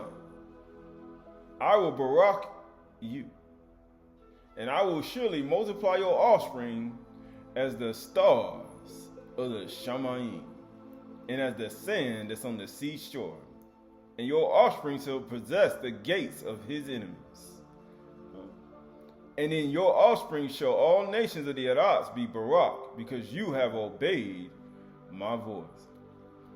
Why do you think Ester named me a star? He said, I'll multiply your seed as the stars of Shamayim. Why do you think they call Mordecai,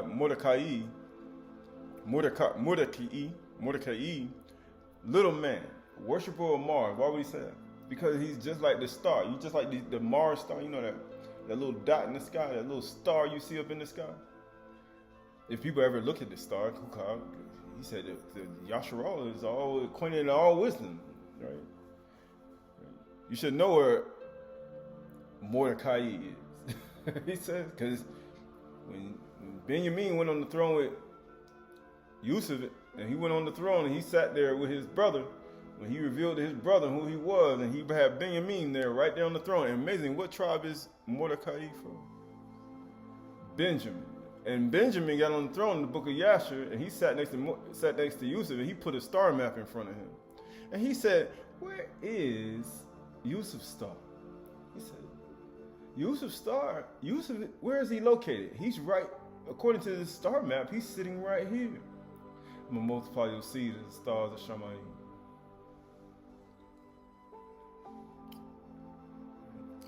He means little man, but it means a lot more than that. I'm not even going to go into that. Right? These are just theories, right, that people came up with. But it says Mordecai, worshiper of Mars, right? Because it appears during this time, because the planets are getting ready to align. People don't know that, because people don't know. Right? It's 12 months, going towards transition time, right? We're going to verse 15. And when the turn came for Ester, the daughter of Ahal, the uncle of Mordecai, who had taken her as his own daughter to the king, to go into the king, she asked for nothing except what Haggai, the king's eunuch, who had charge of the women, advised. Now Ester was winning favor in the eyes of all who saw her. Boy, everybody saw her. She was winning favor. And when Ester had taken to King Ahasuerus into a royal palace, it says, and when Ester had and when Ester was taken to King Ahasuerus into his royal palace in the 10th month,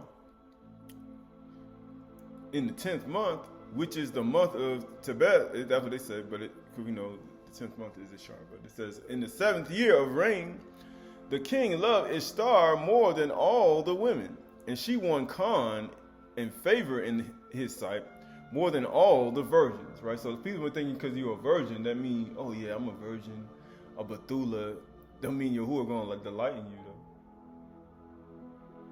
though. It doesn't mean the king going to delight in you, the Malak going to delight in you, or the person just because you got that one trait.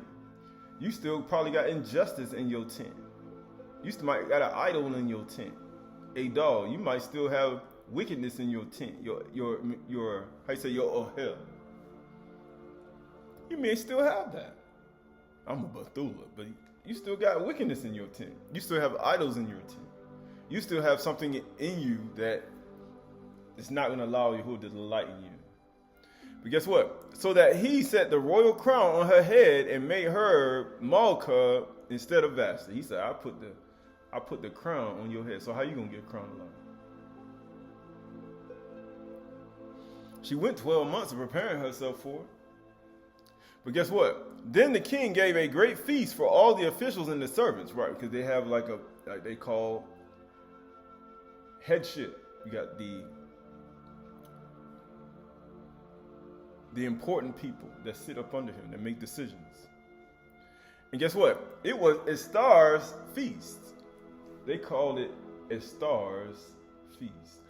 All the officials and the servants, and it was Ester's feast. He said, remember that. He also granted a remission of taxes to the province and gave gifts with royal generosity because of Ester's feast. Her name means myrtle. Because of that one woman, the man granted remission of tax. He got rid of all the taxes. Man, can you imagine that today?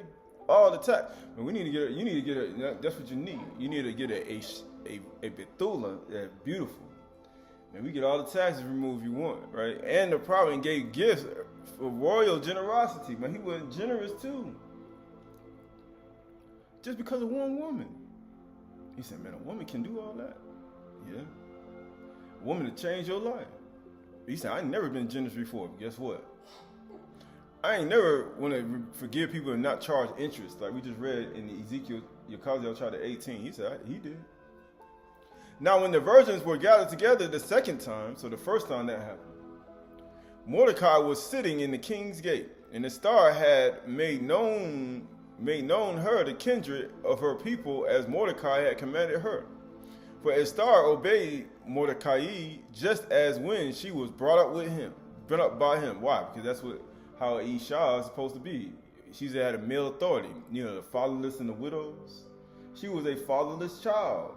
Mordecai was obeying the Torah and not oppressing the fatherless, because she was a fatherless daughter.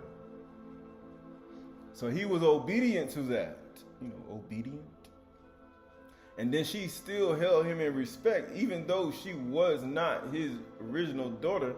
But Mordecai obeyed the Torah, so he got respect, and she still listened to him, even after she got the crown of life. Or the crown, and sat next to the king with the officials, and they passing laws because of her feast, and she's still obeying, and she's still not ready. But you know who I am? You see where I'm at? You see where I'm sitting at? Right? No, because a good manager will always get respect like that. But it says, and in those days Mordecai was sitting at the king's gate in Bithan and Teresh, two of the king's eunuchs. It says two of the king's eunuchs, right? Because Mordecai was in the palace too. So you have Mordecai and his daughter, and his uncle's daughter in the palace too. So they all had political positions. You know, like politics. They all had political positions sitting inside of the palace. They all were. And it says, and this came to the knowledge of Mordecai, right? So it says right here, it says, 2 of the king's eunuchs who guarded the threshold became angry and sought to lay hands on King Ahasuerus. Why? You know what happens when you get angry? You leave yourself open to spirits and demonic forces. It doesn't say why they were angry though, but they were. Just like you got people who are angry at politicians and people today. Why are they angry? But they, guess what? You know what they want to do though? They want to lay hands on you now. They do, man. People say, what are you talking about something? They don't, yeah, they do. They want to lay hands. They want to put their hands on you, man. Why do you think them people upset? They want to put their hands on you. Why do you think the people walk around with all that security? You say, man, look at here. These people want to put hands on you, man. You know how people say, ain't nobody want to do nothing to you. I say, okay. And this came to the knowledge of Mordecai, and he told Queen Malka Ester, or Esther, and Esther told the king in the name of Mordecai. So they weren't holding grudges, and they weren't holding nothing. They were making sure the channels were open, and they made sure that the king knew that these people were trying to assassinate him. Her and Mordecai, Esther and Mordecai. You know, the little man, worshiper of Mars, and a star, you know, the myrtle tree. Notice how all these things named after natural things in the earth. A myrtle tree is pink. You got the stars of the Shamayims all intertwined, making sure that the other people knew what was going on. Not hiding it, hoping something happened, hoping they die, right? Nah, we don't do that. Real Yahudi don't do that. Fake Yahudi do that. People who don't have righteousness in their heart do that. People who act like the nations do that. Not true Yahudi, right? Wow. Right, so this is the book of, we're gonna get out of here. We're almost finished. This is the book of, you gotta get out of here though. Right, so this is the book of Psalm chapter 2, 52 and 1. Psalm chapter 2, 52 and 1. Talim 52 and 1. Why do you boast of evil, O mighty man? The steadfast love of Elohim endures all day. What do you think that is for them? It's all day. Yahuwah's like, my steadfast love all day. What do you think that Mordecai and Esther doing? He's showing forth Yahuwah's steadfast love. Hey man, they trying to take you out. But you know the evil people do. They boast about the evil. They angry too, them two men. But then you see Yasharal and Yehuda. Some people in Yasharal and Yehuda do that stuff. And guess what? The steadfast love of Yahuwah endures all the day. Your tongue plots destruction. What do you think them people doing? Like sharp razors, your workers, you worker of deceit. What do you think them people doing right there? You love evil more than good. What do you think Mordecai and Ester are doing right here? They don't love evil more than good. They love good more than evil. So what do you think you're supposed to do? And lying more than speaking what is right. What do you think they're doing? They're speaking what is right. Now, other people are like, yeah, I hope I ain't gonna say nothing. So that means you're a liar. You are your father Satan. And you work with your father Satan. You got the ruach of hatred on the inside of you. And you need to get it out of you. Or you need to get away from the people who have it and get injustice out of your tent. Or you gonna end up in this. He said, you know how Yahuwah is. Eye for eye, tooth for tooth. Yahuwah don't care who you are. Especially when you ain't doing what's right. Verse 4 says, you love all the words that devour, O deceitful tongue. But Elohim will break you down forever. Now you see why. It's just a matter of time. It's just a matter of time. And he will snatch and tear you from your tent. Now you see why you need to get that stuff out of your Ahal, your Ohel, your tent. He will uproot you from the land of the living. Now you see why we read in Leviticus chapter 18, we read in Jeremiah, we read in Ezekiel, we read even Habakkuk. The man he does not like these things. The righteous shall see and fear. Now you see why. They that fear Yahuwah ain't no one greater. We see you, we fear Yahuwah. We ain't doing what you do. and shall laugh at him, saying, see the man who would not make Elohim his refuge, but trusted in the abundance of his gold. You know, that gold he told you to put aside in EU 22. In abundance of his riches, and sought refuge in his own destruction. Right? And that's the whole point of this, right?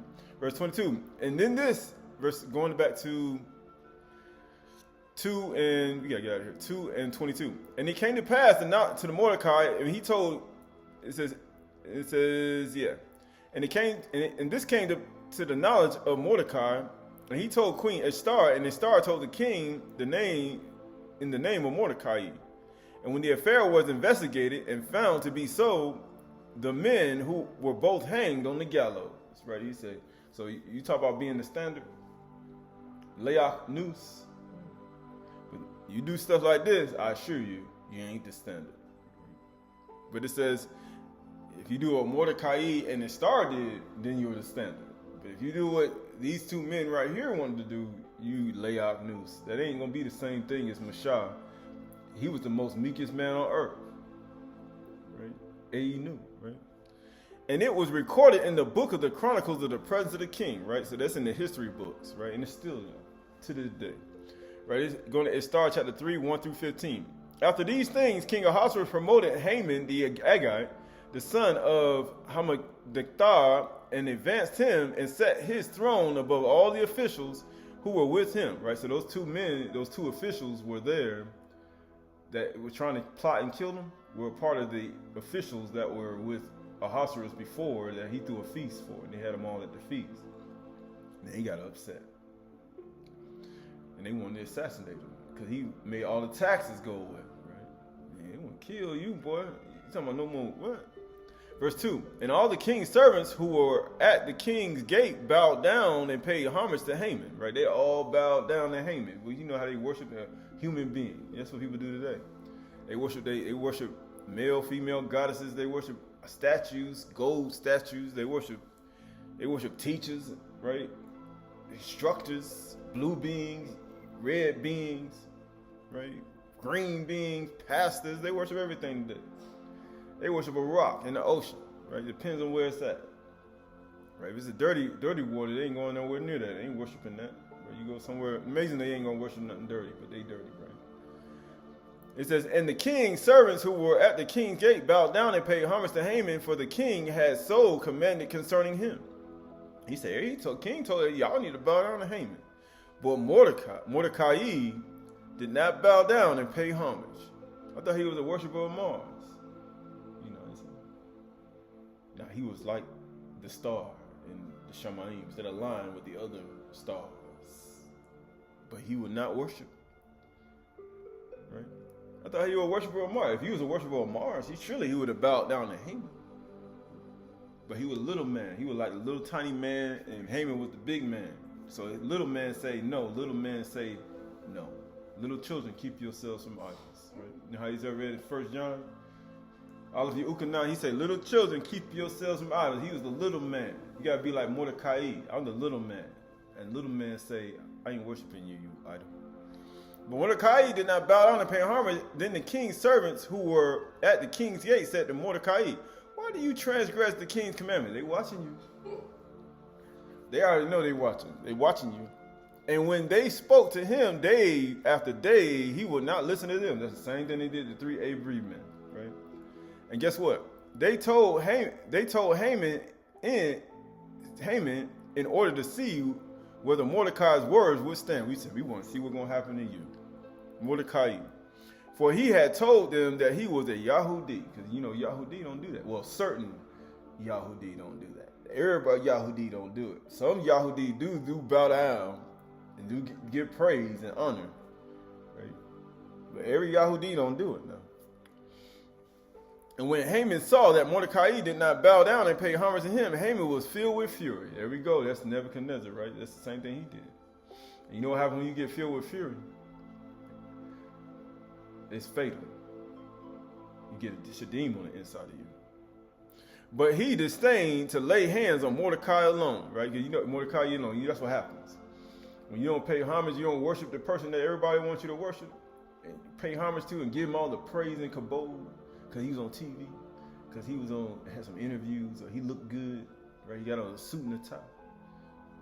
Right? He doing evil. I ain't talking about a suit and a tie evil. I'm saying people who do suit and tie with evil in their heart, right? Right? But at the same time, all this is all part of it. But it says, but disdain to lay hands on Mordecai alone. So as they had made known to him, the people of Mordecai, Haman sought to destroy all the Yahudim, the people of Mordecai, throughout the whole kingdom of Ahasuerus, right? So that's what happens when one Yahudi won't worship no idol. Right? This is what happens, right? There you go. This is the book of Matthew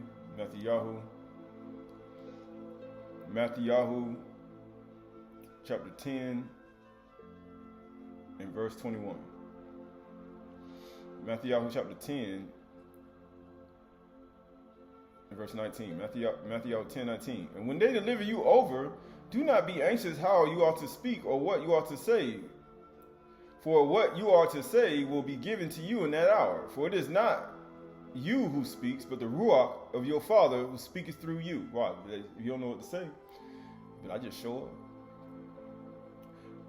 Brother will deliver brother over to death, and father his child, and the children will rise against parents and have them both be put to death. And you will be hated by all for my name's sake. Why? Because certain Yahudim ain't gonna do it. But the one who endures to the end will be saved. All right, skip going to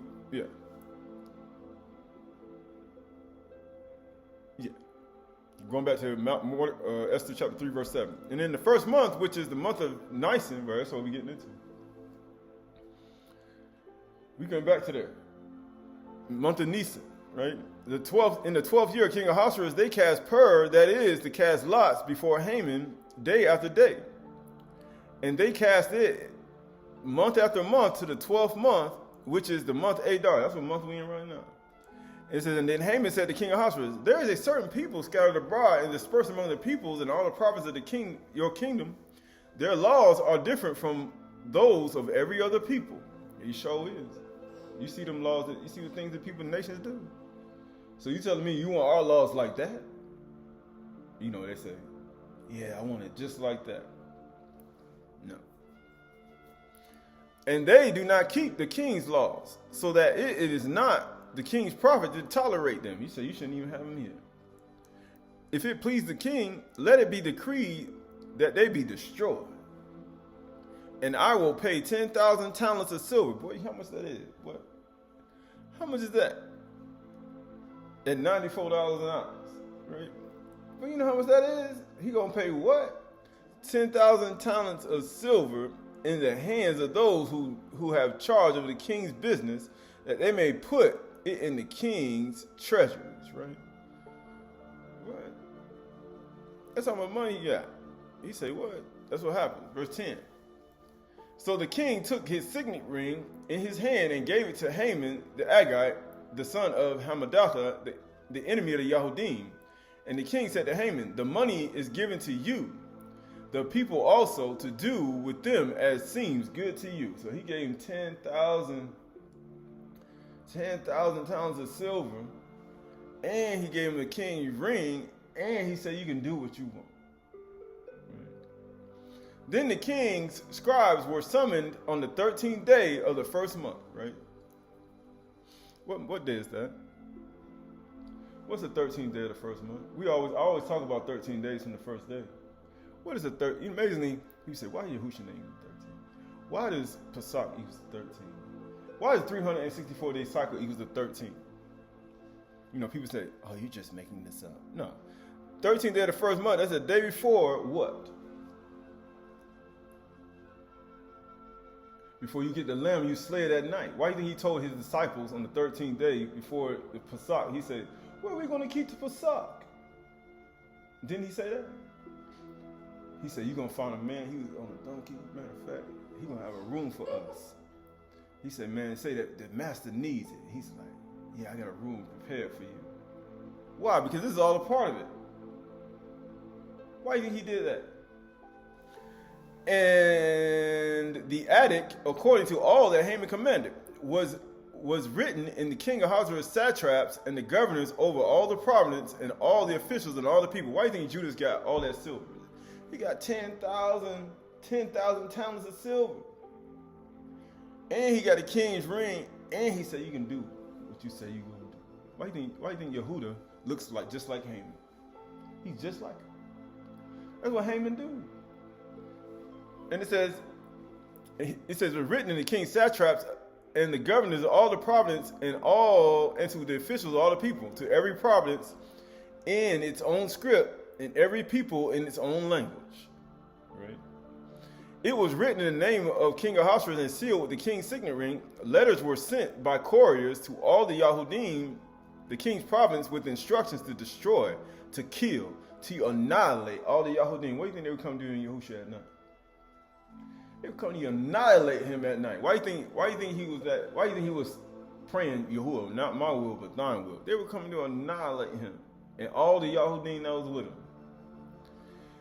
Young and old, women and children in one day. The 13th day of the 12th month, which is the month Adar. So he started on the first day, 13th day of the first month. So what do you think they're thinking about? Then go all the way to the 13th day, well, the 13th day of the 12th month. So they literally plotting 13, right? What is that equal to? 26.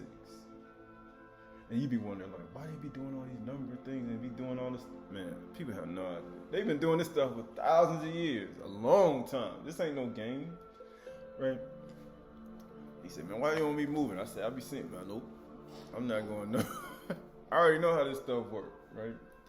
And he says, young and old, women and children, in one day, on the 13th day of the 12th month, which is the month Adar, and to plunder their goods. I'm telling you, Satan always looking to take your stuff.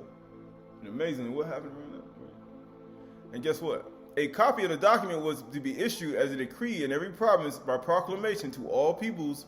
Be ready for that day. Right? That's how they do. The couriers went out hurriedly by the order of the king, and the decree was issued in Susa, the citadel, and the king and Haman sat down to drink, but the city Susa was thrown into confusion. Right, this is chapter 4.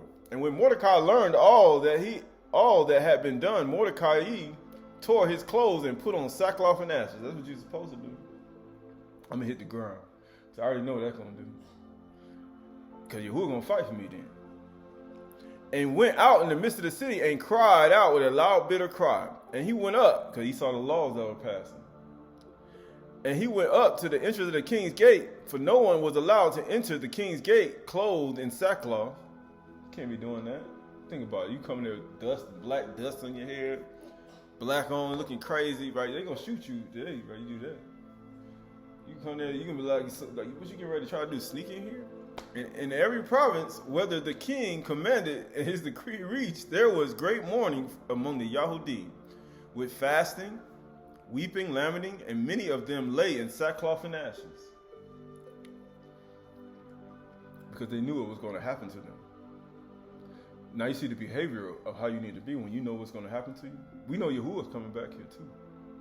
You say, yeah, you know you need to get injustice out of your tent now. You better hit sackcloth and ashes. You got to get injustice out of your tent. These people getting ready to take you out. Not too soon now. You know how people do. They start pacing back and forth. They already know they're coming. You need to get in sackcloth and ashes. You already know your time ending. You know you done messed up, right? You need to get in your sackcloth and ashes and repent. Get that stuff and just out of your tent. Put that gold and that money aside, that Yahuwah may be delighting you, and He'll hear your prayer. He'll hear your prayer, right? And guess what? He'll heal you. Verse 4. And when Esther's young woman and her eunuchs came and told her that the Malka, meek queen, was deeply distressed, she sent garments to clothe Mordecai, so that he might take off his sackcloth. But he will not accept them. He's like, I ain't taking off my clothes. Then Ester called to Hathach, one of the king's eunuchs, who had been appointed to attend her, and ordered him to go to Mordecai to learn what this was and why it was. Hathach went out to Mordecai in the open square of the city in front of the king's gate. And Mordecai told him all that had happened to him, and the exact sum of money that Haman had promised to pay into the king's treasury for the destruction of the Yahudim. 10,000 talents of silver at 90. Think about it today. How much that is? Millions, right? He said, take you out. And guess what? He had promised to pay the king's treasuries for the destruction of the Yahudim.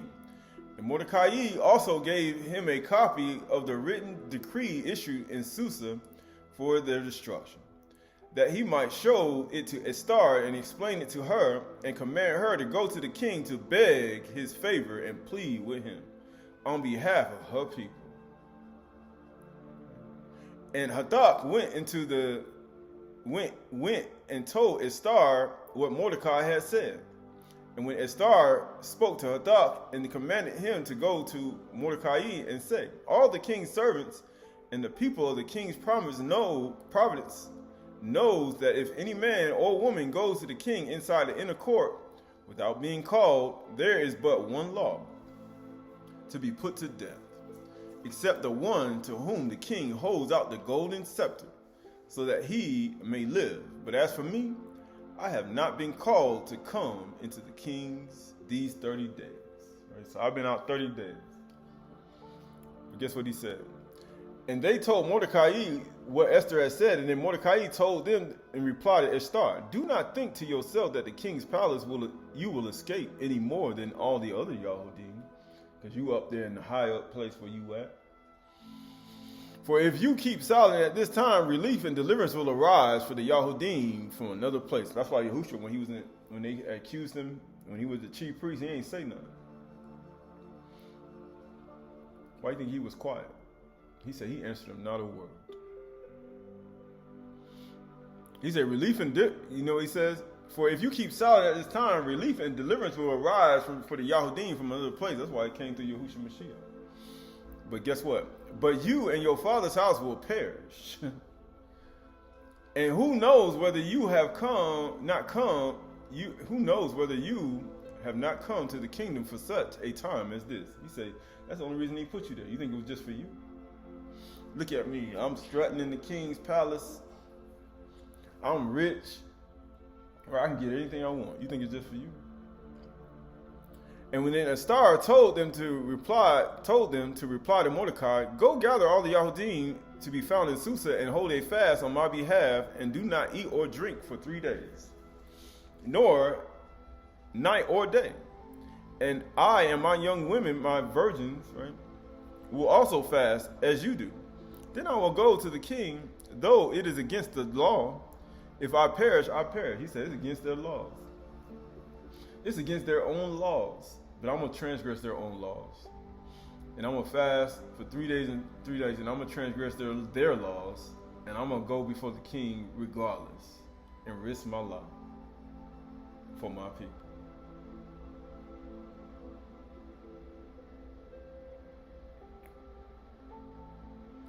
Though it is against their law, if I perish, I perish. And Mordecai then went away and did everything as Ester had ordered him. How many people are going to transgress the laws where you are right now? They say, I'm going to go in there anyway.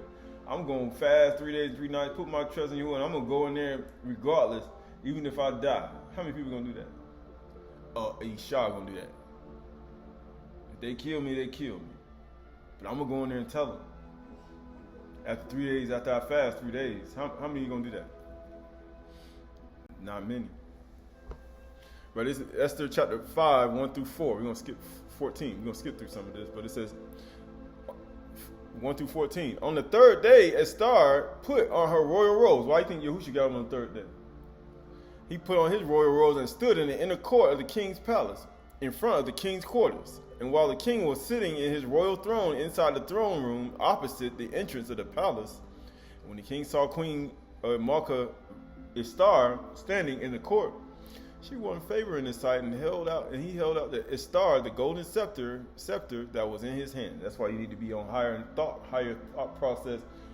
Coming off the breaking fast, she came off in higher frequency, right? Came in there. Guess what? Yahuwah say, "No, you ain't gonna die today. You ain't touching her. Ain't no way. The only reason she won favor is because of what she did before. Why do you think he tells you to remove injustice from your tent?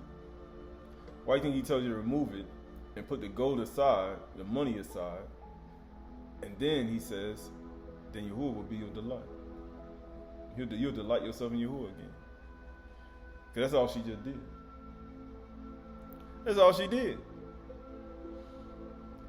He said, then you'll offer your prayer to him, and he will hear you. Then the star approached and touched the tip of the scepter, and the king said to her, and the king said to her, what is it, Malka Ishtar? What is your request? Now, she was supposed to die. According to their law, she should have been dead. Right? But for some reason, she ain't died. It shall be, he says, what is your request? It shall be given to you, even the half of my kingdom. He's like, man, I'll give you anything you want. And the star said, if it please the king, let the king and Haman come today to a feast that I have prepared for the king. Then the king said, bring Haman quickly, so that we may do as Ester has asked. Right? So the king and Haman came to the feast that Ester had prepared, and as they were drinking wine after the feast, the king said to Ester, what is your wish? It says, it shall be granted you. Right? We ain't talking about no genie and no lamp. Right? What is your request? Even to the half of my kingdom, it shall be fulfilled. He said, what you want? Then Ester answered, my wish and my request is, notice how she went from fasting 3 days and 3 nights, putting on the garments, going to the king, transgressing the law, risking her life, and then she says, you know what, I'm going to throw a feast.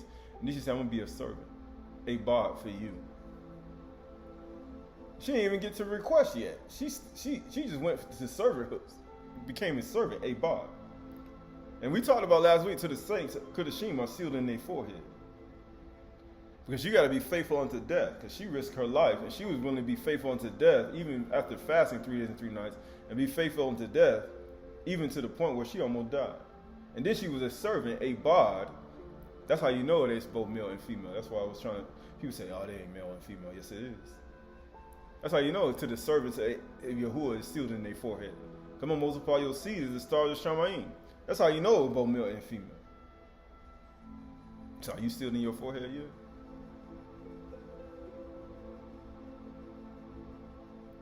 And people say, nah, I ain't sealed. But he said, verse 7, then Ester answered, my request is, if I found favor in your sight to the king, if it please the king to grant my wish and fulfill my request, let the king and Haman come to a feast that I prepared for them, and tomorrow I will do as the king said. Did she just say she gonna do that?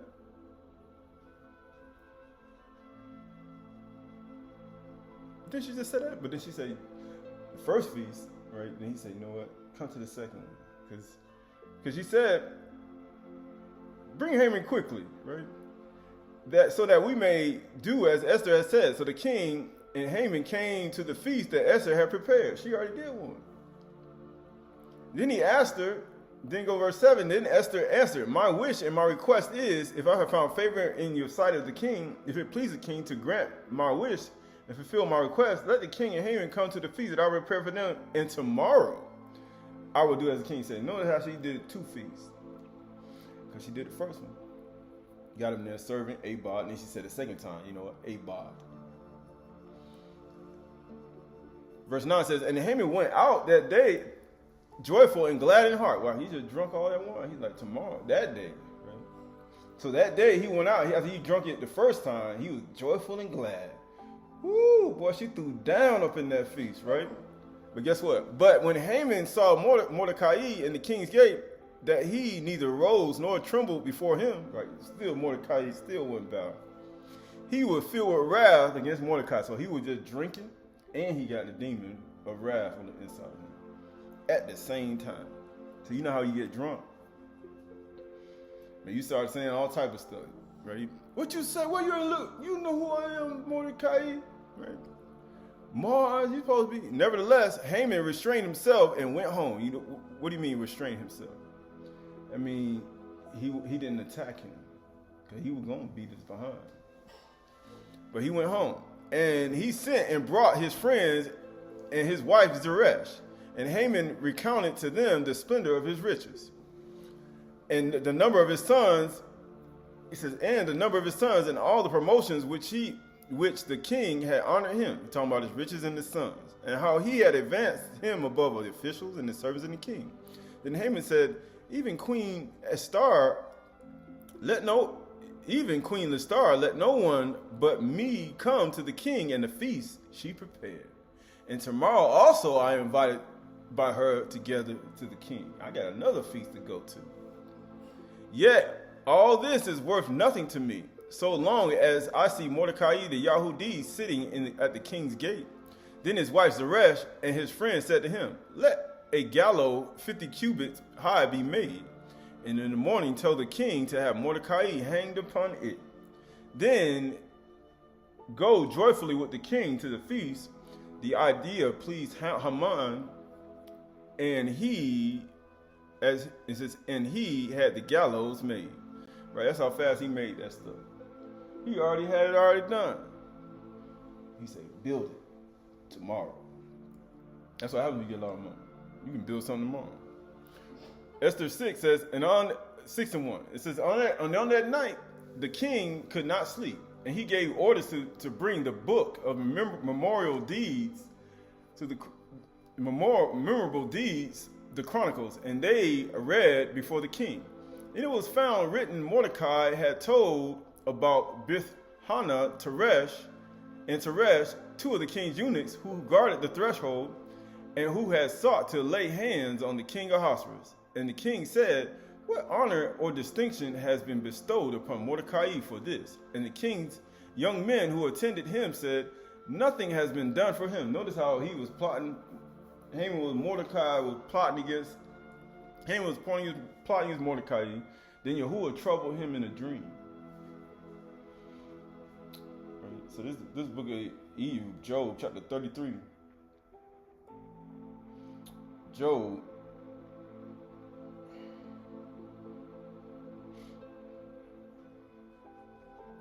chapter 33 and verse 10. I think it's 33 and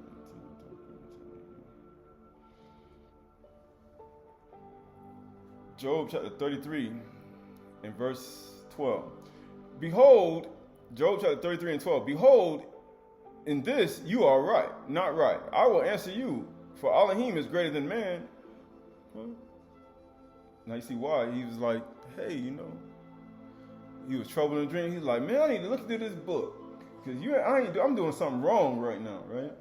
And I will answer you, for Elohim is greater than man. Why do you contend against man, saying he will answer none of man's words? For Elohim speaks in one way, and in two, though man does not perceive it. Even Haman didn't perceive that it started through two feasts. He was speaking in one way, Abad, and in two, Abad.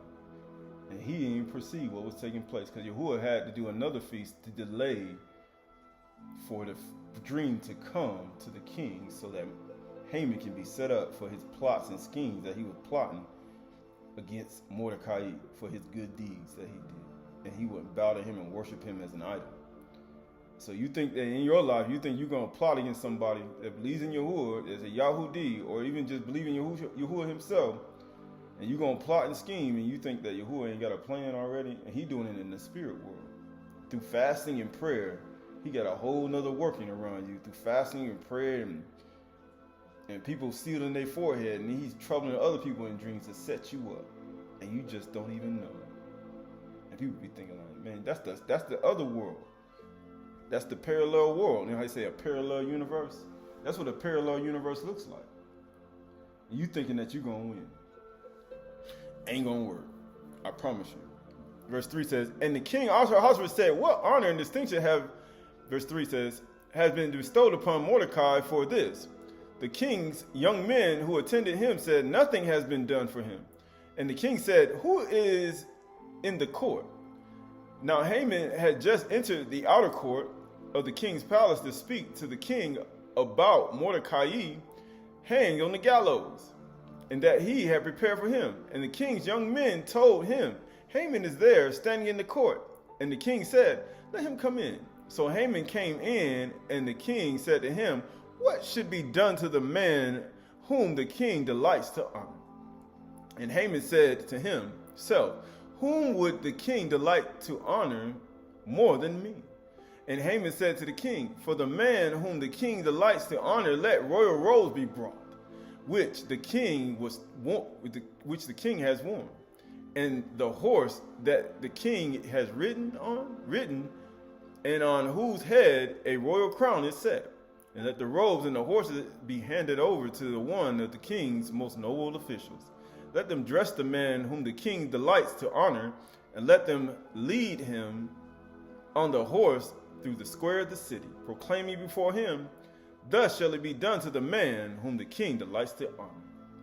Then the king said to Haman, hurry, take the robes and the horses as you have said, and do so to Mordecai the Yahudi, the little man. Go anoint the little man. Little man. The worshiper of Mars, right? Like they say. Go anoint the little man. Why you want to anoint the little man? Who sits at the king's gate. He's sitting at the king's gate, man. Go anoint the little man sitting at the king's gates. The little man. Leave out nothing that you have mentioned. He said, don't even do it. Give me he said, don't even do it. Don't even leave it out. So Haman took the robes and the horses, and he dressed Mordecai and led him through the square of the city, proclaiming before him, thus shall it be done to the man whom the king delights to honor. Who did the king and the people honored by dressing him in the royal robes? Mars. They worshiped Mars. But who was Mars? Mordecai. He was like the stars of the Shamayim. And all the people were worshiping Mars, but not even knowing. They were only showing you who the stars of Shamayim was. But it all took place in an unseen world. That's why he called him the worshiper of Mars. Because they worshiped him. He was a little man. He was a little star in the Shamayim, little Mars that you see in the sky. And amazing to appear around this time. And little Mars is there. He's like, man, look at little Mars, man. Put the robe on little Mars, and everybody worshiped him. And he ran him through the city. Then Mordecai returned to the king's gate, but Haman hurried to his house mourning and with his head covered. Man, he had his head covered. And Haman told his wife Zeresh and all his friends everything that had happened to him. I had to do this and say, honor the king. I thought it was going to be me, and then it ended up being Mordecai. And then they had worshipped him, and they was going through the court, and that was supposed to be me, but it was him. You know how it is. Then his wise men and his wife Zeresh said to him, if Mordecai before whom you have begun to fail, you begun to fall, is of the Yahudi people, you will not overcome him, but surely fall before him. But he said, you gonna bow before. He said, what? He said, you gonna fall before him. He said, what do you mean fall? He said, you gonna fall before him, right? This is the book of Hazum. Revelations. This is the book of Revelations, Hazum, chapter 3 and verse 9. Revelation chapter 3. I think it's 3 now. Yeah. Revelation chapter 3 and verse 8. Revelation chapter 3 verse 8. I know your works. Behold, I have set you before you an open door, which no one is able to shut. Why do you think he troubled the king in the dream? Why didn't they do that? And I know that you have but a little power. And he had a lot of power. Haman had a lot of power. But little man, little man Mordecai, the little man had a little power. Then he had a little power and he had nothing. And yet you have kept my word. He said, I ain't bound to you. I ain't worshiping you, Mordecai. Matter of fact, I don't even fear you. Matter of fact, I throw myself in sackcloth and scream in the street. He says, and yet you kept my word and have not denied my name. He said, man, you ain't denied my name either. You know what Mordecai just did? Behold, I will make those of the synagogue of Satan, the Adar assembly. Isn't that what that Haman's family is right there? And his wise men right there? They're the synagogue of Satan. When they were trying to kill him, the Adar, the congregation, the multitude of Satan, They plotted to kill Mordecai. They said, make a gallows and hang him on there. Man, you are the devil. You work together with Satan. Talking about kill me. I just helped the king out from being assassinated. What's wrong with y'all? Who say that they are Yahudim and are not. He said, man, you ain't no Yahudi. It's Yahudi who do this today. You know that, right? There are Yasharal Yahudi who do this today to Yahudi people. Ain't that something? And it says, who say that they are Yahudim or not, behold, I will make them come and bow down before your feet. He say, hey man, you surely gonna fall down. If he a Yahudi, he done did this to him, you finna fall down for him. You finna fall. And they will learn that I have loved you. He said, you gonna learn, Haman. You gonna learn. You gonna learn. You are gonna learn. And then Mordecai, it was going back to verse Esther chapter 6, verse 13. And Haman told his wife Zeresh and all his friends everything that had happened to him. And then his wise man, his wife Zeresh said to him, if Mordecai before whom you have begun to fall is of the Yahudi people, you will not overcome him, but you will surely fall before him. But you done it. While they were yet talking with him, the king's eunuchs arrived and hurried to bring Haman to the feast that Ester had prepared. Man, he hurried up and got him there. Man, hurry up and finish this thing off. We about to finish it right now. So the king and Haman went into the feast with Queen Ester. And on the second day, as they were drinking wine after the feast, the king again said to Ester, what is your wish? You know, he said it again 2 times. And Queen Ester said, it shall be granted you. And what is your request? Even to the half of my kingdom, and it shall be fulfilled. And then the Queen Ester answered, if I found favor in your sight, O king, and if it please the king, let life be granted for me, for my wish and my people and my request. For we have been sold, and I and my people to be destroyed and to be killed and to be annihilated.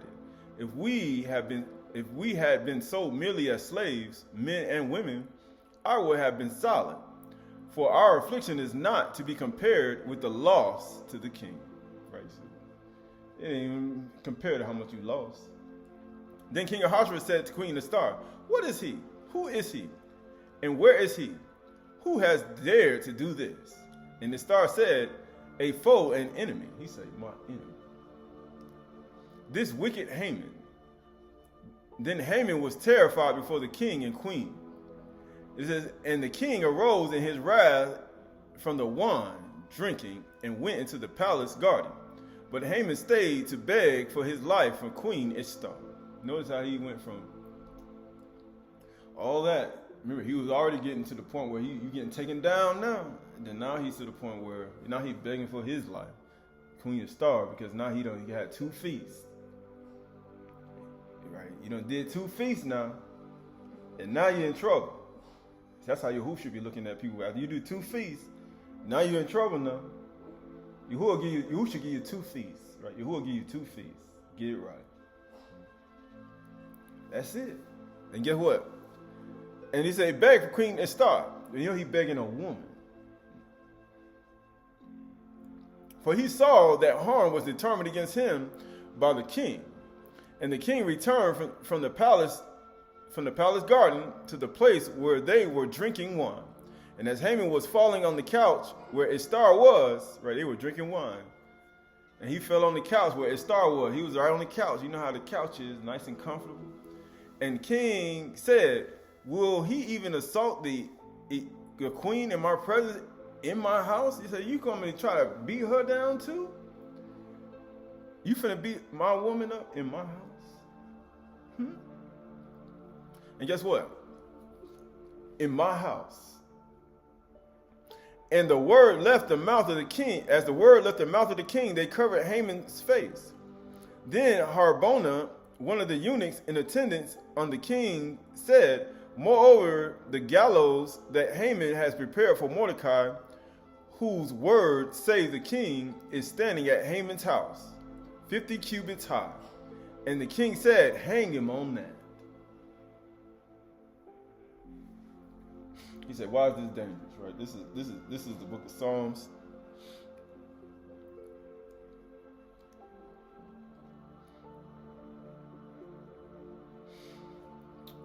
man, how does this work?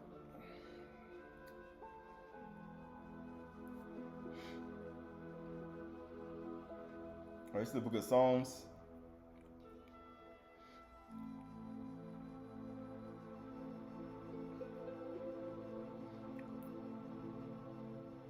The book of Psalm chapter 64 and verse 1. Tahlim 64 and 1. Hear my voice, O Elohim, in my complaint. Preserve my life from the dread of the enemy.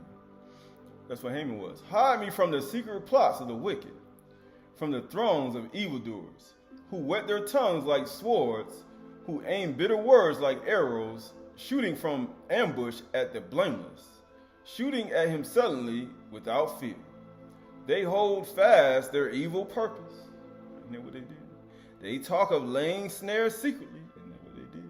Thinking, who can see him?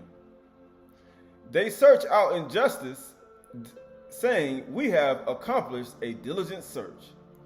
For the inward mind and heart of a man are deep. But Elohim shoots his arrows at them. What do you think he's doing right now? And they are suddenly wounded. Please, right? And guess what happens? They are brought to ruin with their own tongues turned against them. That's the very same thing they said out of their mouth that he was going to do to Mordecai. That stuff came right back to him. All who see them will wag their heads. Then all mankind fears. This is the only reason why Yahuwah does it. They tell what Elohim has brought about and ponder what has been done. Let the righteous one rejoice in Yahuwah and take refuge in him, and let the upright in heart exult. We get what it says. Verse 10 says, so they hanged Haman on the gallows that he had prepared for Mordecai. Then the wrath of the king was abated. Right, that's the only way that's why Yahuwah's wrath will be abated. Somebody has to get taken out. I know it sounds, people say, man, Yahuwah got to get people out of here. All that stuff people say out of their mouth, what they going to do? What they going to do to somebody plotting and scheming? Yahuwah say, no, we don't do that here. Right, this is Matthew 27:45. Matthew 27:45. Now from the 6th hour there was darkness of the land until the 9th hour. And until the 9th hour, about the 9th hour, Yahushua cried out with a loud voice, Aliyah, Aliyah, Lama Sabbath, now this is my Elohim, why hast thou forsaken me? That's the first feast that Ester threw. Because she threw 2 feasts. And some of the bystanders hearing it said, this man is calling for old Yahoo. And one of them at once ran and took a sponge and filled it with sour wine and put it to a reed and gave him to drink. But the other said, wait, let's see whether all Yahoo will come and save him. Matter of fact, when Esther gave him the first wine, he was happy and joyful. He drunk it and went back to his house. And he plotted his scheme to set him up and kill him. Kill Mordecai. Then, and guess what? And one of them at once ran and took a sponge, filled it with sour wine, and put it on him, and he reed and gave him to drink. But the other said, wait, let's see whether all Yahoo will come and save him. What happened? What happened to Mordecai? What happened to Haman? After he found out after Ester declared, cried, what? Notice he had exclamation points right here. Notice this. She said it with a loud voice. A foe, an enemy, the wicked Haman. She said it with a loud voice. You know, I say, cry loud, spare not, lift up your voice like a trumpet, and show King Ahasuerus Haman's transgression. Uh-oh. You know what she just did? No, she didn't do that. Yes, she did. She showed him the transgression. With a loud voice. You know what Yahushua doing right here on the cross? And one of them at once ran and took a sponge filled with sour wine and put it on a reed and gave him to drink. But others said, wait, let's see what Yahweh will come and save him. Ester plead for his life. He was pleading for his life. Please. But guess what? And Yahushua cried out again with a loud voice and yielded up the ruach. Let's hang Haman on the gallows, that the wrath of Yahuwah may be abated, because it was against us, because of our own sin that we committed. And we were carried over to Babylon. And Yahuwah sent his son to appease the wrath on us. Haman had to die in order for Yahuwah to appease the wrath that he has against us. For his anger, for his name's sake, he does not bring his anger. And that's the only reason he did it. That's the only reason he did it. He had to fulfill this. Haman ain't nowhere in the world. He like Judas. Ain't nowhere in the world. Because he had 10,000 pieces of silver. Judas had 30. But there ain't nowhere in the world you can get away from this. And amazingly, what did Yahudah do? Judas do? He hung himself. Same thing that happened to Haman. So please don't be thinking you're going to plot against somebody and Yahudah don't see you behind. Right? It's not a game. It's not a game. 2 Samuel 23, 1 through 7. Now these are the last words of Dawid, the oracle of Dawid, the son of Ashar, the oracle of the man who was raised on high, the anointed of Elohim, of Yaakov, the sweet psalmist of Yasharal. The Ruach of Yahuwah speaks by me, and his word is on my tongue. The Elohim of Yasharal has spoken. The Ruach of Yasharal has said to me, when one rules justly over men, he said, a good manager, ruling in the fear of Elohim, he dawns like the morning light, like the sun shining forth on a cloudless morning. You know what happened? Early in the morning, what did Ester do? She went to the king.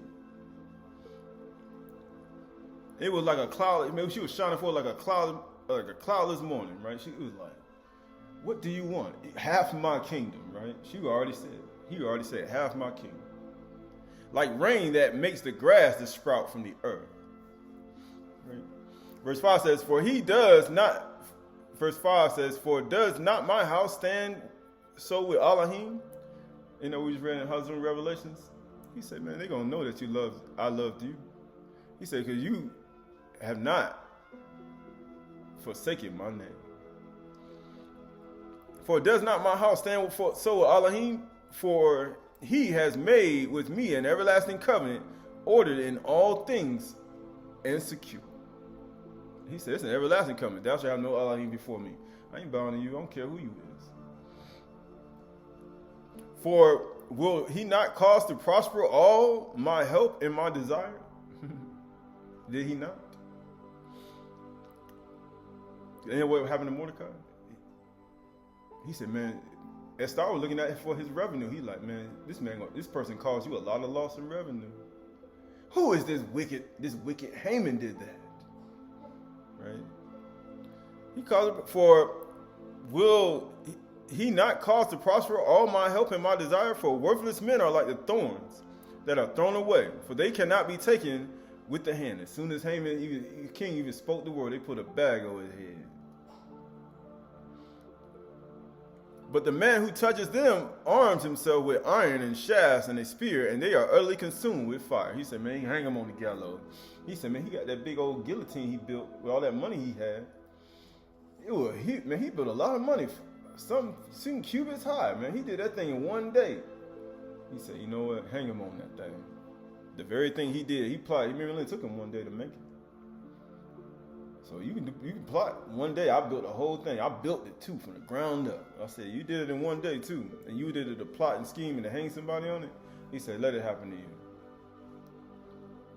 Right? So that word for shining is zarak. It means to rise, to come forward, to break out, to arise, to shine, to rise, to come and appear, to irradiate. It says, as the suns, specifically appear, arise. That's why it says a woman in the ordering her house is like the sun.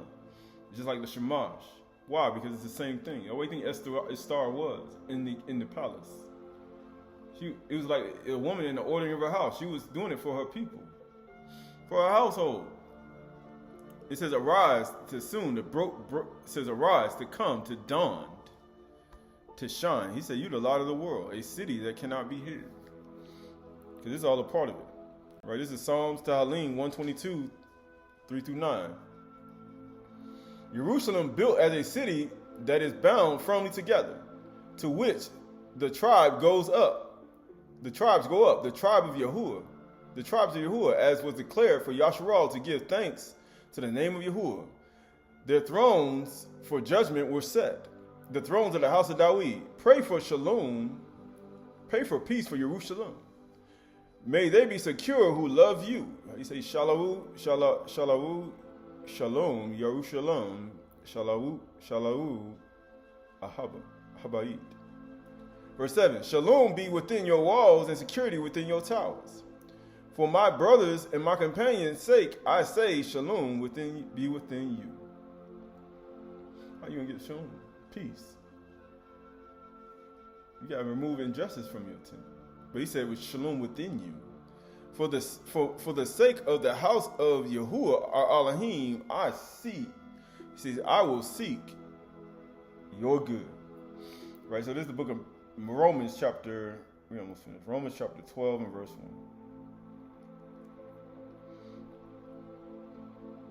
Let's see, Romans chapter 12 and verse 16. Romans chapter 12, verse 16. It says, live in harmony with one another. Be not haughty, but associate with the lowly. Because you know what happens to the lowly? The shark. Yahuwah saves the lowly.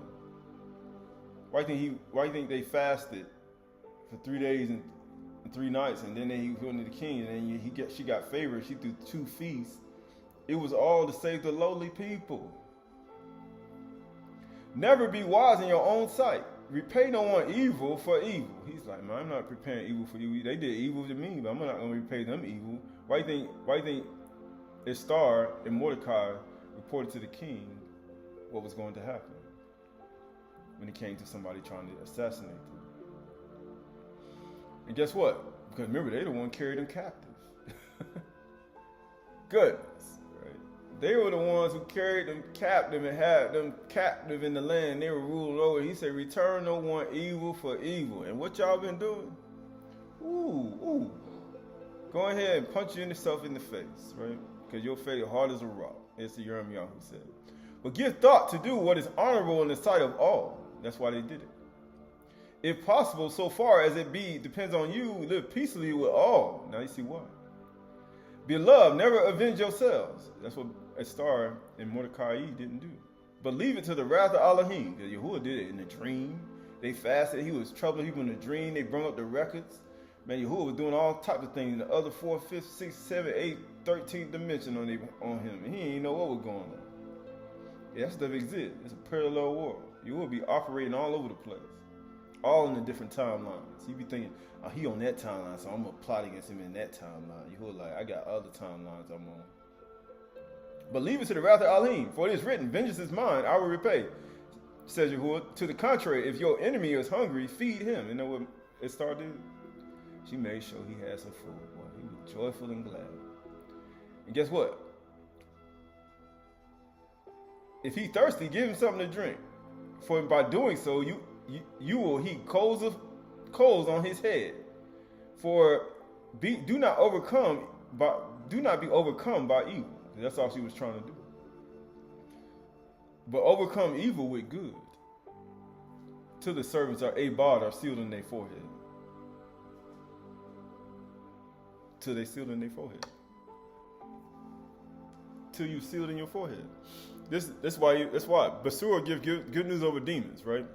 You see how it's important, this is the Nazarene Ashar Shalakim. You see how it's important the acknowledgement of Yahuwah and the observance of divine obedience, which not only protects those who believe from the assaults of demons, but also gives them power and command over those who rule over others. Isn't that what Haman was ruled over by demons? Isn't that what Mordecai got protected? Ester got protected. And therefore, it is necessary for you who are the Goyim nations to protect yourselves of Yahuwah and keep yourself from all uncleanness. We read about all them all uncleanness things. It's a lot more, though. That the demons may be expelled and Yahuwah may dwell in you. That you may have shalom within you. That you may delight yourself in Yahuwah again. And at the same time, by prayers, commit yourselves to Yahuwah and call for his aid against the impudent demons. For whatsoever you ask, you will believe and you will receive. Isn't that what he told us to do? He said, you make your prayer to Yahuwah and he will hear you. But even as the demons themselves, in proportion that they see Amunah grow in man and woman, in proportion they depart from him, residing only in the part where some infidelity still remains. But those who believe with full Amunah, they depart without any delay. For when a Ruach comes to Amunah of Yahuwah, it obtains the virtue of the heavenly water, by which it extinguishes the demons like a spark of fire. Right, going to this 4Q257. skipping down to the ruach of deceit. You're skipping down. However, the ruach of deceit belongs greed, right? That's the ruach of deceit. In service, it says sluggish in the service of justice. Isn't that what they have? Wickedness, falsehood, pride, haughtiness of heart, dishonesty, trickery, much insecurity, impatience, much foolishness, infinite enthusiasm for appalling acts performed in lustful passions, 50 fast in the service of impurity, blasphemous tongue, blindness of eyes, hardness of hearing, stiffness of neck. In what? Hardness of heart, in order to walk in the paths of darkness and evil cunning. And the visitation of those who walk in it will be abundance of afflictions at the hand of the Malachia, destruction for eternal damnation and scorching wrath of the Halahim of revenge. For permanent terror and shame, without end and humiliation of destruction of the fire of the dark. What do you think happened to him? People have no idea what happened. Man, in all the ages of their generations, they shall spend in bitter weeping and harsh evils in the abyss of the darkness until destruction, without there being a remnant or survivor for them. What do you think? We didn't get to that part. What did he do to his family? What did he do to all people in his household? What do you think gonna happen? People say, why he do that? Because he don't want that seed to stay. But when that seed stay alive, he said, I gotta have a bunch of other Hamans to run around here? No, that's not gonna be happening around here. You gone too. That seed, boy, he like, I gotta get you out of here. Right, this is Nazarene actually Shalakim, how demons get power over men. Therefore, demons, as we have just said, when once they have been able by means of opportunity, remember all that anger and wrath he had? He was angry when he didn't worship him. He was wrathful. By means of opportunities afforded them to convey themselves through base and evil actions in the bodies of men, women, and children, if they remain in them a long time through their own negligence, you start plotting and it stay on you, it's going to get worse and worse. Because they do not seek after what is profitable for their inner beings. That's why they fasted 3 days and 3 nights. That's why they submitted one to another. That's why she went in and risked her life. That's why she was sealed in her forehead. She was a servant, a bar. And she cried out and she showed the king their transgressions. And guess what? They necessarily compel them in the future to fulfill the desires of the demons that dwell in them. So what do you think wanted to kill Mordecai? The demon on the inside of Haman. That's the same demon that was inside of Shaul when he killed Dawid. There was a demon on the inside of him. It was only fulfilling the desire. How do you think you're going 50 gallows and build me a guillotine and hang him on there? Like, that's demonic. Do it in one day. That's demonic right there. That's some demon stuff. That's demon time. Versus, but what is worst of all at the end of the age, when the demon is co-signed to ageless fire, of necessity the Ruach also that obeyed him will with him be tortured in ageless fire in dark regions. We just talked about doing in the fiery furnace. Fires together with its body that it has polluted. Now you see why it tells you to remove injustice from your tent, your Ahal. And put the gold aside and put it back in the turn and dust. Then you'll delight yourself in the Shadi, and you will make your prayer to him, and he will hear you. But as long as he don't hear you, ain't no demon leaving out of your body. And people say, okay, you're going to be having to fight them demons. They're going to try to get you to obey them to do everything they desire. Please do it today. This is Lamad. He said the 12th month. This is Lamad, the 12th month. It says staff, because this is the 12th month. 14th day of the 12th month. It says what? Lamad. It means staff, expert, direction, instruction. It means what? Instruction, teach, protection, refrain, comfort, toward, go, teach, discipline, yoke, authority, bind. That's what the Lamed staff is. It's the olive bill. That's what you needed in your life. You need to be an expert in this Torah. Why? Because if you ain't no expert, you're gonna be doing things evil, trying to evil for evil, even to the people who took you captive, not even knowing that a woman just outdid all y'all. And Mordecai in the palace, a little man and the woman outdid all y'all. The little man Mordecai, right, who's like Mars, the star Mars, and Ester, the virgin Bethulah, myrtle tree, outdid everybody. Ain't that something, right? This Aleph Yukanan 2, 24 to 29. Let what you heard in the beginning abide in you. You know what he called Adam, Zakar Nakabah? Male animal, female animal, male child, female child, right? If what you heard from the beginning abides in you, then you too will abide in the Son, the life of the house, and the Father, the strength of the house. This is the promise he has made to us, eternal life. I write these things about those who are trying to deceive you. They work together with Satan. But the anointing that you have received from him abides in you, and you have no need that anyone should teach you. But his anointing teaches you about everything, and it's true, and it's no lie, just as it has taught you, abide in him. And now, little children, mean little man, Mordecai, right? You little Mordecai, little children, abide in him, so that when he appears, you may have confidence, and not to shrink from him in shame at his coming. He said he don't do it. He's going to be like Haman. I got to put the robe on him and march him down the street and do all these things. He came and I had to put the robe on him. And yeah, you're going to shrink from him. That is coming too when he comes. Because you plotted and schemed. If you know that he is righteous, you know Mordecai, you were righteous now, Haman. You may be sure that everyone who practices righteousness has been born of him. He said, you don't even know that you just touched the man. He said, surely you're going to know that Yahuwah loved him. He said, behold, I'm going to have him come bow at your feet. And you're going to know that I loved you. They're going to know it then. You may be sure. Right? That's the whole point. Sirach 3, 17 to 23. My son and daughter, go on thy business in Ainu. Isn't that what Mordecai and Ester did? In meekness. So shall I be beloved of him that is approved. The greater thou art, the more humble thyself. Isn't that what they did in the palace? So did I find favor before Yahuwah. Didn't she get favor from the king? He said, man, this ain't nothing. Yes, it is. She got favor. Many are in high places and are renowned, but mysteries revealed to the meek. They ain't new. Didn't she get that in the palace? They all got that stuff. For your power of Yahuwah is great, and honor with the lowly, because he saves the lowly. That's why he saved them from their enemies. Seek not out things that are too hard for thee, neither search for things that are above thy strength. Don't you even do it.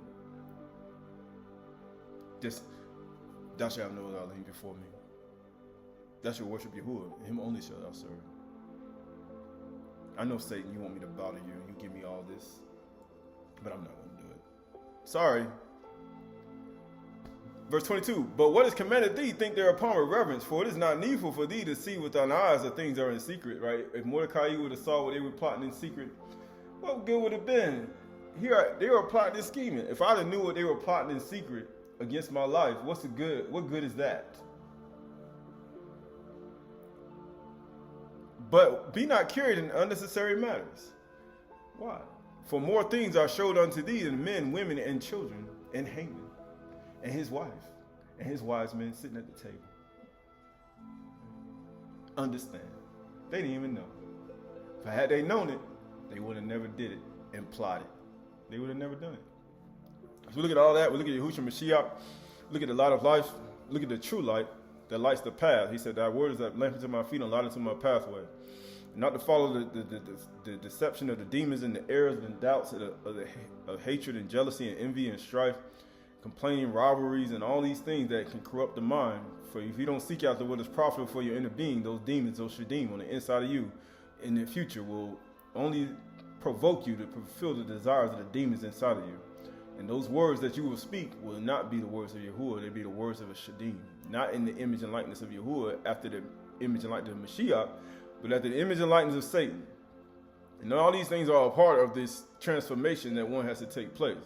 Knowing that the Nabi in times past nobbled against both kings and rulers and kingdoms, and they did. But he said, in these last days, he said, Elohim in sundry times spake by his Nabi. But in these last days, he's speaking by his son. Why? Because the son sent Khan to the earth. And he sent Khan to those who were hanged on the gallows, right? He was trying to get people to stop, knowing that whatsoever written aforetime written for our learning, that we through patience and comfort of the scriptures might have hope. Knowing that these things are written that one may understand it in its totality, not just in hatred and jealousy, and not wanting to put away the old self and put on the new self. Because the new self is in the image and likeness of Yahuwah. The old self is in the image and likeness of Satan. And the beings and the demons and the shadim and the DNA codes and all the mixing and all the demonic forces and things that one has done throughout their life. That's why he said, remove Ahal, move out of your tent injustice. Move out of Ahal, out of your Ahel. Right? Because that's what you need to do. Then Yahuwah will hear you. You make your prayer to him and he will hear you. But first you must remove the things out of your life. Look at all that. We look at all the things that's happened, everything that's going to happen. For the amath is of life and understanding it. And it's just like a yard with the light rays shining for his right hand. So we look at Yahuwah Elohim, we look at this love and his compassion. And we acknowledge him as the one who gives life and understanding, even in our tardy mind, in our dreams, and even in the times where we sleep, to hide pride from us. So when he hides pride from us, there must be something working for somebody else. There must be something working for somebody else. So go on thy business at Einu and meekness, and so shall be beloved of him that is approved. The greater thou art, the more humble Einu thyself, the shock. Because he say the lowly. For the meek shall inherit the earth. The Einu shall inherit the Adars.